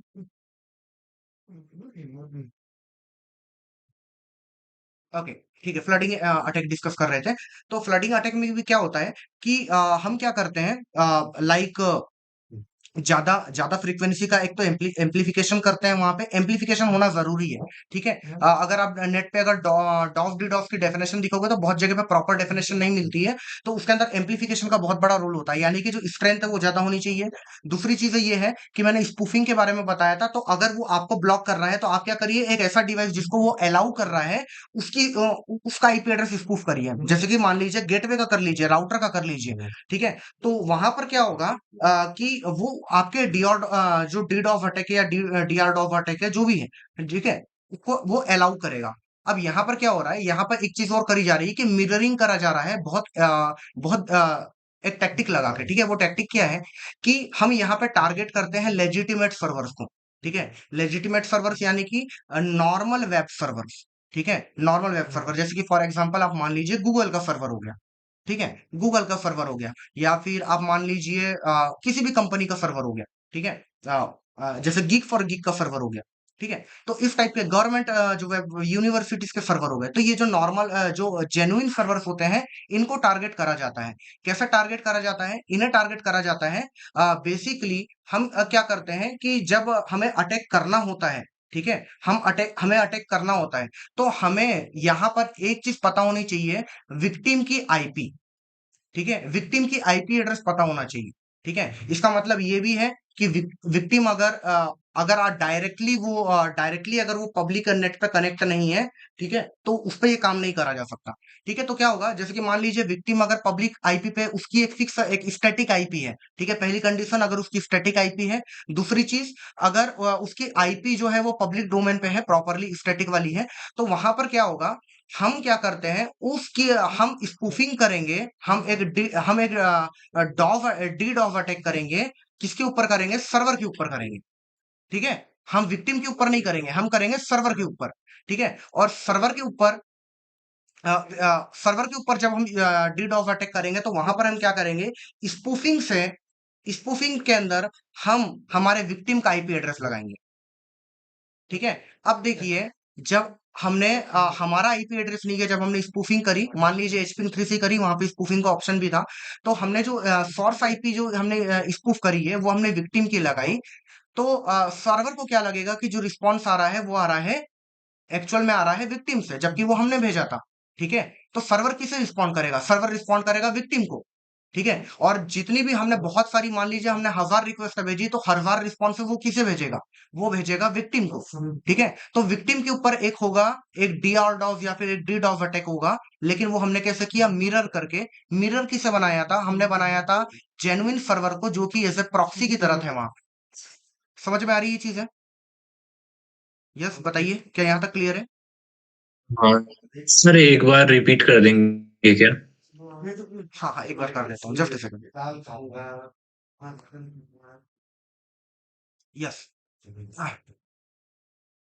यस, तो आई थिंक बेटर होगा कि यहाँ आ जाए। रिवाइज आ रही है? अच्छा,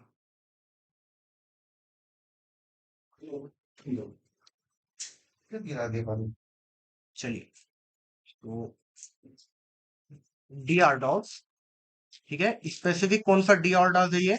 मिररिंग एंड एम्पलीफिकेशन वाला। ठीक है, just a second guys. Hmm,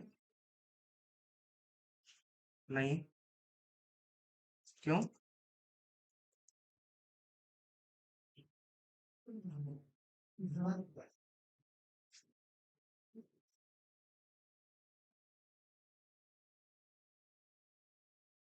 okay, तो वापस आते हैं।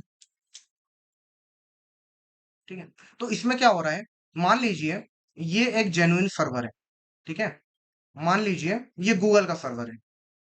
ठीक है, तो हम क्या करेंगे? ये जो सर्वर है, ये हमारा मिरर सर्वर है, या फिर ये हमारा इंटरमीडिएटरी सर्वर है, या फिर ये हमारा एक तरीके से प्रॉक्सी सर्वर है। हम क्या कर रहे हैं? हम यहाँ पे डायरेक्टली अटैक ना करके हम इस गूगल के सर्वर से एक डीडॉस अटैक कराएंगे। कैसे कराएंगे?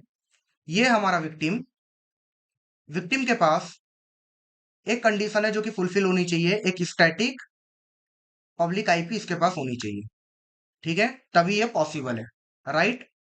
और ये जो टैक्टिक है, ठीक है, ये नॉर्मल हैकर्स आपको करते हुए नहीं दिखेंगे। ठीक है, नॉर्मल हैकर्स मतलब आपको एडवांस हैकर्स भी नहीं दिखेंगे करते हुए। ये कौन दिखेंगे आपको करते हुए? ये दिखेंगे एपीटी। एपीटी का मतलब है एडवांस्ड परसिस्टेंट थ्रेट।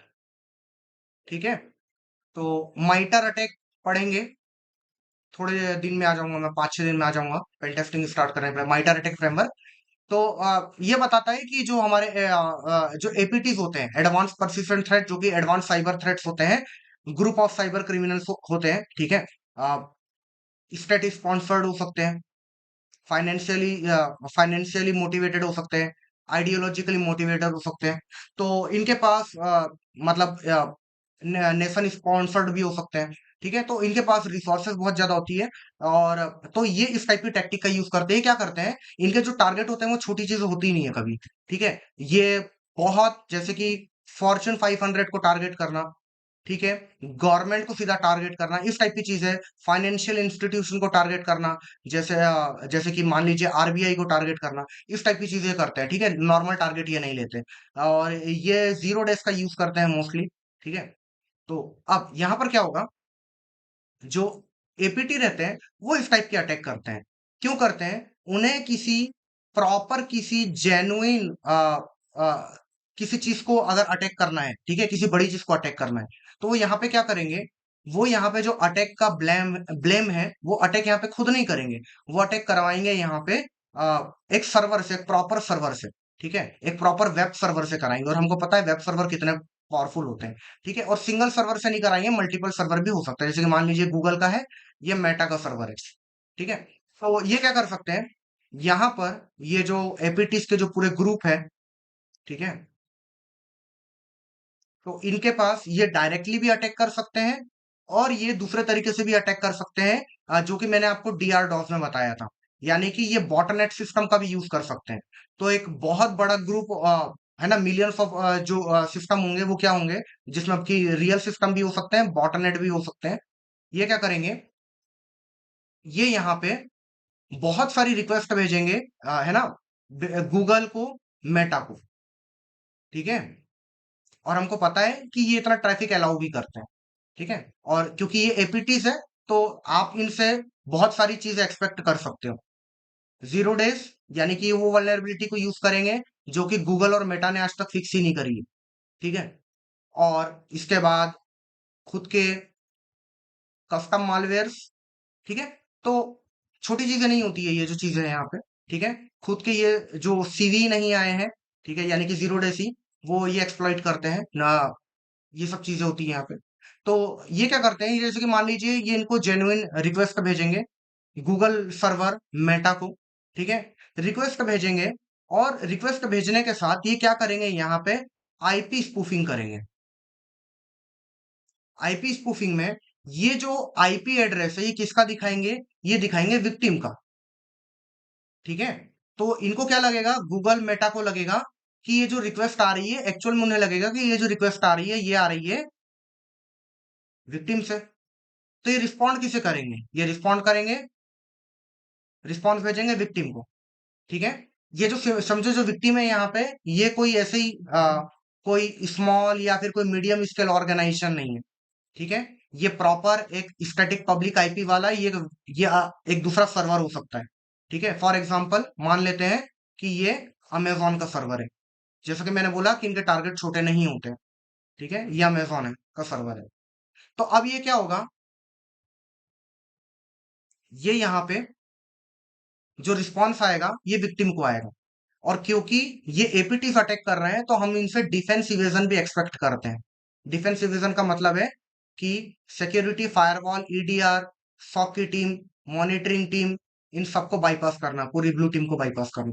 ठीक है, तो ये वो सब सॉल्यूशन से जितने भी सिक्योरिटी सॉल्यूशंस आते हैं उन्हें बाईपास कर पाते हैं। ठीक है, तो यहाँ पर क्या होता है, ये विक्टिम भी इन्हें ब्लॉक, ये जो क्योंकि विक्टिम से रिक्वेस्ट जा रही है बहुत सारी, तो ये गूगल सर्वर भी इन्हें ब्लॉक नहीं करता और ये इन्हें रिप्लाई करते हैं। अब जब इतना सारे रिप्लाईज इस जेन्युइन इस पे आते हैं विक्टिम पे, ठीक है, तो विक्टिम के ऊपर क्या होता है, एक तरीके का डीडॉस अटैक हो जाता है, जो कि एक मिरर के तरीके से हुआ है, एक मिररिंग टेक्निक से हुआ है। दूसरी चीज, यहां पर एक चीज और होनी चाहिए, एम्पलीफिकेशन होना चाहिए। एम्पलीफिकेशन किस तरीका, मिररिंग वाला एम्पलीफिकेशन। तो यहाँ पे कुछ स्पेसिफिक प्रोटोकॉल्स होते हैं जो कि टारगेट करे जाते हैं, जैसे कि डीएनएस, और भी प्रोटोकॉल्स हैं, इसकी लिस्ट आप चेक कर लेना एक बार नेट पे। ठीक है, तो कुछ स्पेसिफिक प्रोटोकॉल्स होते हैं जो क्या करते हैं, जब भी रिस्पॉन्ड करते हैं तो वो एम्पलीफाई करके रिस्पॉन्ड करते हैं। एम्पलीफाई करके मतलब मान लीजिए कि जो पैकेट का साइज था, मान लो ऐसा होता तो नहीं है कि 50 का भेजोगे तो 50 का ही रिस्पॉन्ड आएगा, ऐसा नहीं होता है। ठीक है, लेकिन एक जनरल मान लीजिए 50 का रिस्पॉन्ड आना था, तो ये स्पेसिफिक प्रोटोकॉल में ऐसा होता है कि क्या होती है, जो रिक्वेस्ट जो आती है, जो रिस्पॉन्स आता है, वो बहुत ज्यादा बड़ा आता है। और जब बड़ा आता है तो इसका मतलब मान लीजिए कि वो 550 की जगह 500 का आ रहा है। ठीक है, तो ये यहाँ पे मान लीजिए अगर यहाँ पे 100x गया था गूगल सर्वर पे, 100x का यहाँ पे मिरर होना था, तो वो 100x की जगह कितने का हो रहा है, 100x इंटू 500 का हो रहा है। तो ये विक्टिम बुरी तरीके से सफर करेगा। ठीक है, और ये भी कोई नॉर्मल टारगेट नहीं होगा। दूसरी चीज, यहाँ पे गूगल को भी लॉस होगा। गूगल को क्यों लॉस होगा, हाँ मान बोलो। सर एक मिनट ये दोबारा से एक्सप्लेन कर दीजिए ना, ये जो अभी आपने लास्ट पार्ट जो एक्सप्लेन किया है ना, हाँ हाँ, वो थोड़ा सा क्लियर नहीं हुआ था, एक बार अभी उसको तक थोड़ा मैंने सा। देख नहीं पाया मैसेज इधर। ठीक है, ओके, एक बार रिकॉर्डिंग देखना, नहीं तो अपन इस पार्ट को कल वापस से अपन पढ़ लेंगे, कोई दिक्कत नहीं है, क्योंकि 9:30 पे एक दूसरे बैच होता है, तो वो चालू होने का टाइम हो चुका है ना, 9:30 हो चुके हैं। तो एक बार मैं आपको से बताता हूँ, कहाँ से बताना है। ठीक है सर, बस ये जो ये 50-500 वाला, ये जो इसके पहले आपने बताया ना विक्टिम तो कुछ पे, जैसे जो स्पेसिफिक अभी। प्रोटोकॉल्स होते हैं, कुछ स्पेसिफिक प्रोटोकॉल्स होते हैं जो क्या करते हैं, रिस्पॉन्स को एम्पलीफाई करके भेजते हैं। यानी कि अगर नॉर्मल रिस्पॉन्स मान लो 50 का आना था, तो 50 की जगह 500 का आ रहा है। ठीक है, तो ये जो ये इस पे ये कुछ स्पेसिफिकली इसी प्रोटोकॉल की रिक्वेस्ट भेजते हैं। ठीक है। मान लीजिए वो प्रोटोकॉल है डीएनएस, तो ये डीएनएस रिक्वेस्ट भेजेंगे। ठीक है। तो ये जो रिक्वेस्ट यहाँ से जो मान लो 100x की अगर रिक्वेस्ट गई थी, 100x वैल्यू मान के चल रहे हैं। ठीक है। 100x का यहाँ पे जो विक्टिम पे रिस्पॉन्स आना था वो 100x की जगह कितने का आया?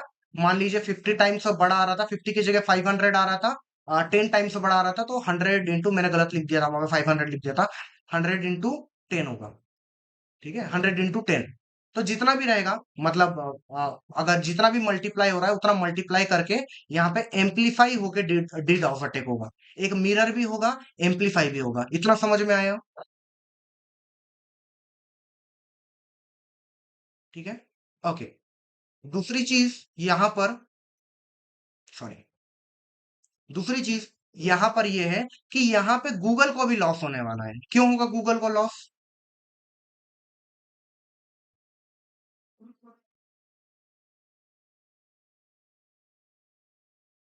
Yes, anyone? क्यों होगा गूगल को लॉस? चलिए, ठीक है। तो क्योंकि एक जो चीज वो होती है, अटैक होगा देखो, मिशन के क्योंकि लिए। हाँ, एक सिक्योरिटी का कॉन्सेप्ट होता है ना, एक सिक्योरिटी का कॉन्सेप्ट होता है। ब्लू टीम करती है, खासकर वो क्या करती है? ब्लैक लिस्टिंग करती है। ठीक है। ब्लैक लिस्टिंग करती है। जैसे कि वायरस टोटल, अभी शायद मालवेयर वाला पढ़ा नहीं, वायरस टोटल, तो वायरस टोटल क्या बताता है आपको? ब्लैक लिस्टेड आईपी बताता है, और भी बहुत सारी रिसोर्सेज है, ब्लैक लिस्टेड आईपी बताती है। क्योंकि गूगल यहाँ पे, ठीक है, एक जेन्युइन सर्वर एक यहाँ पे डीड ऑफ अटैक कर रहा है। ठीक है। तो कहीं ना कहीं ये भी एक रेप्यूटेड ब्रांड ही है। तो इसकी भी जो ब्लू टीम होगी, ये क्या करेगी? इस आईपी को बाद में ब्लैक लिस्ट में डालेगी। तो जब ये पूरा डेटा आपस में जब शेयर होगा ऑर्गेनाइजेशन के बीच में, तो ये गूगल क्या हो जाएगा? एक ब्लैकलिस्ट आईपी में भी आ जाएगा। समझ आया? यस गाइस, समझ आया? नहीं आया तो भी मैं देखो लेक्चर अपलोड कर दूंगा 1 घंटे में, एक बार वापस से देखना। फिर भी ना आए तो कल वापस से अपन इसे रिपीट कर लेंगे। और इसमें थोड़ी सी चीजें और थी, तो वो मैं भी कल आपको कंप्लीट करा दूंगा। ठीक है। आज के लिए टाइम अपना थोड़ा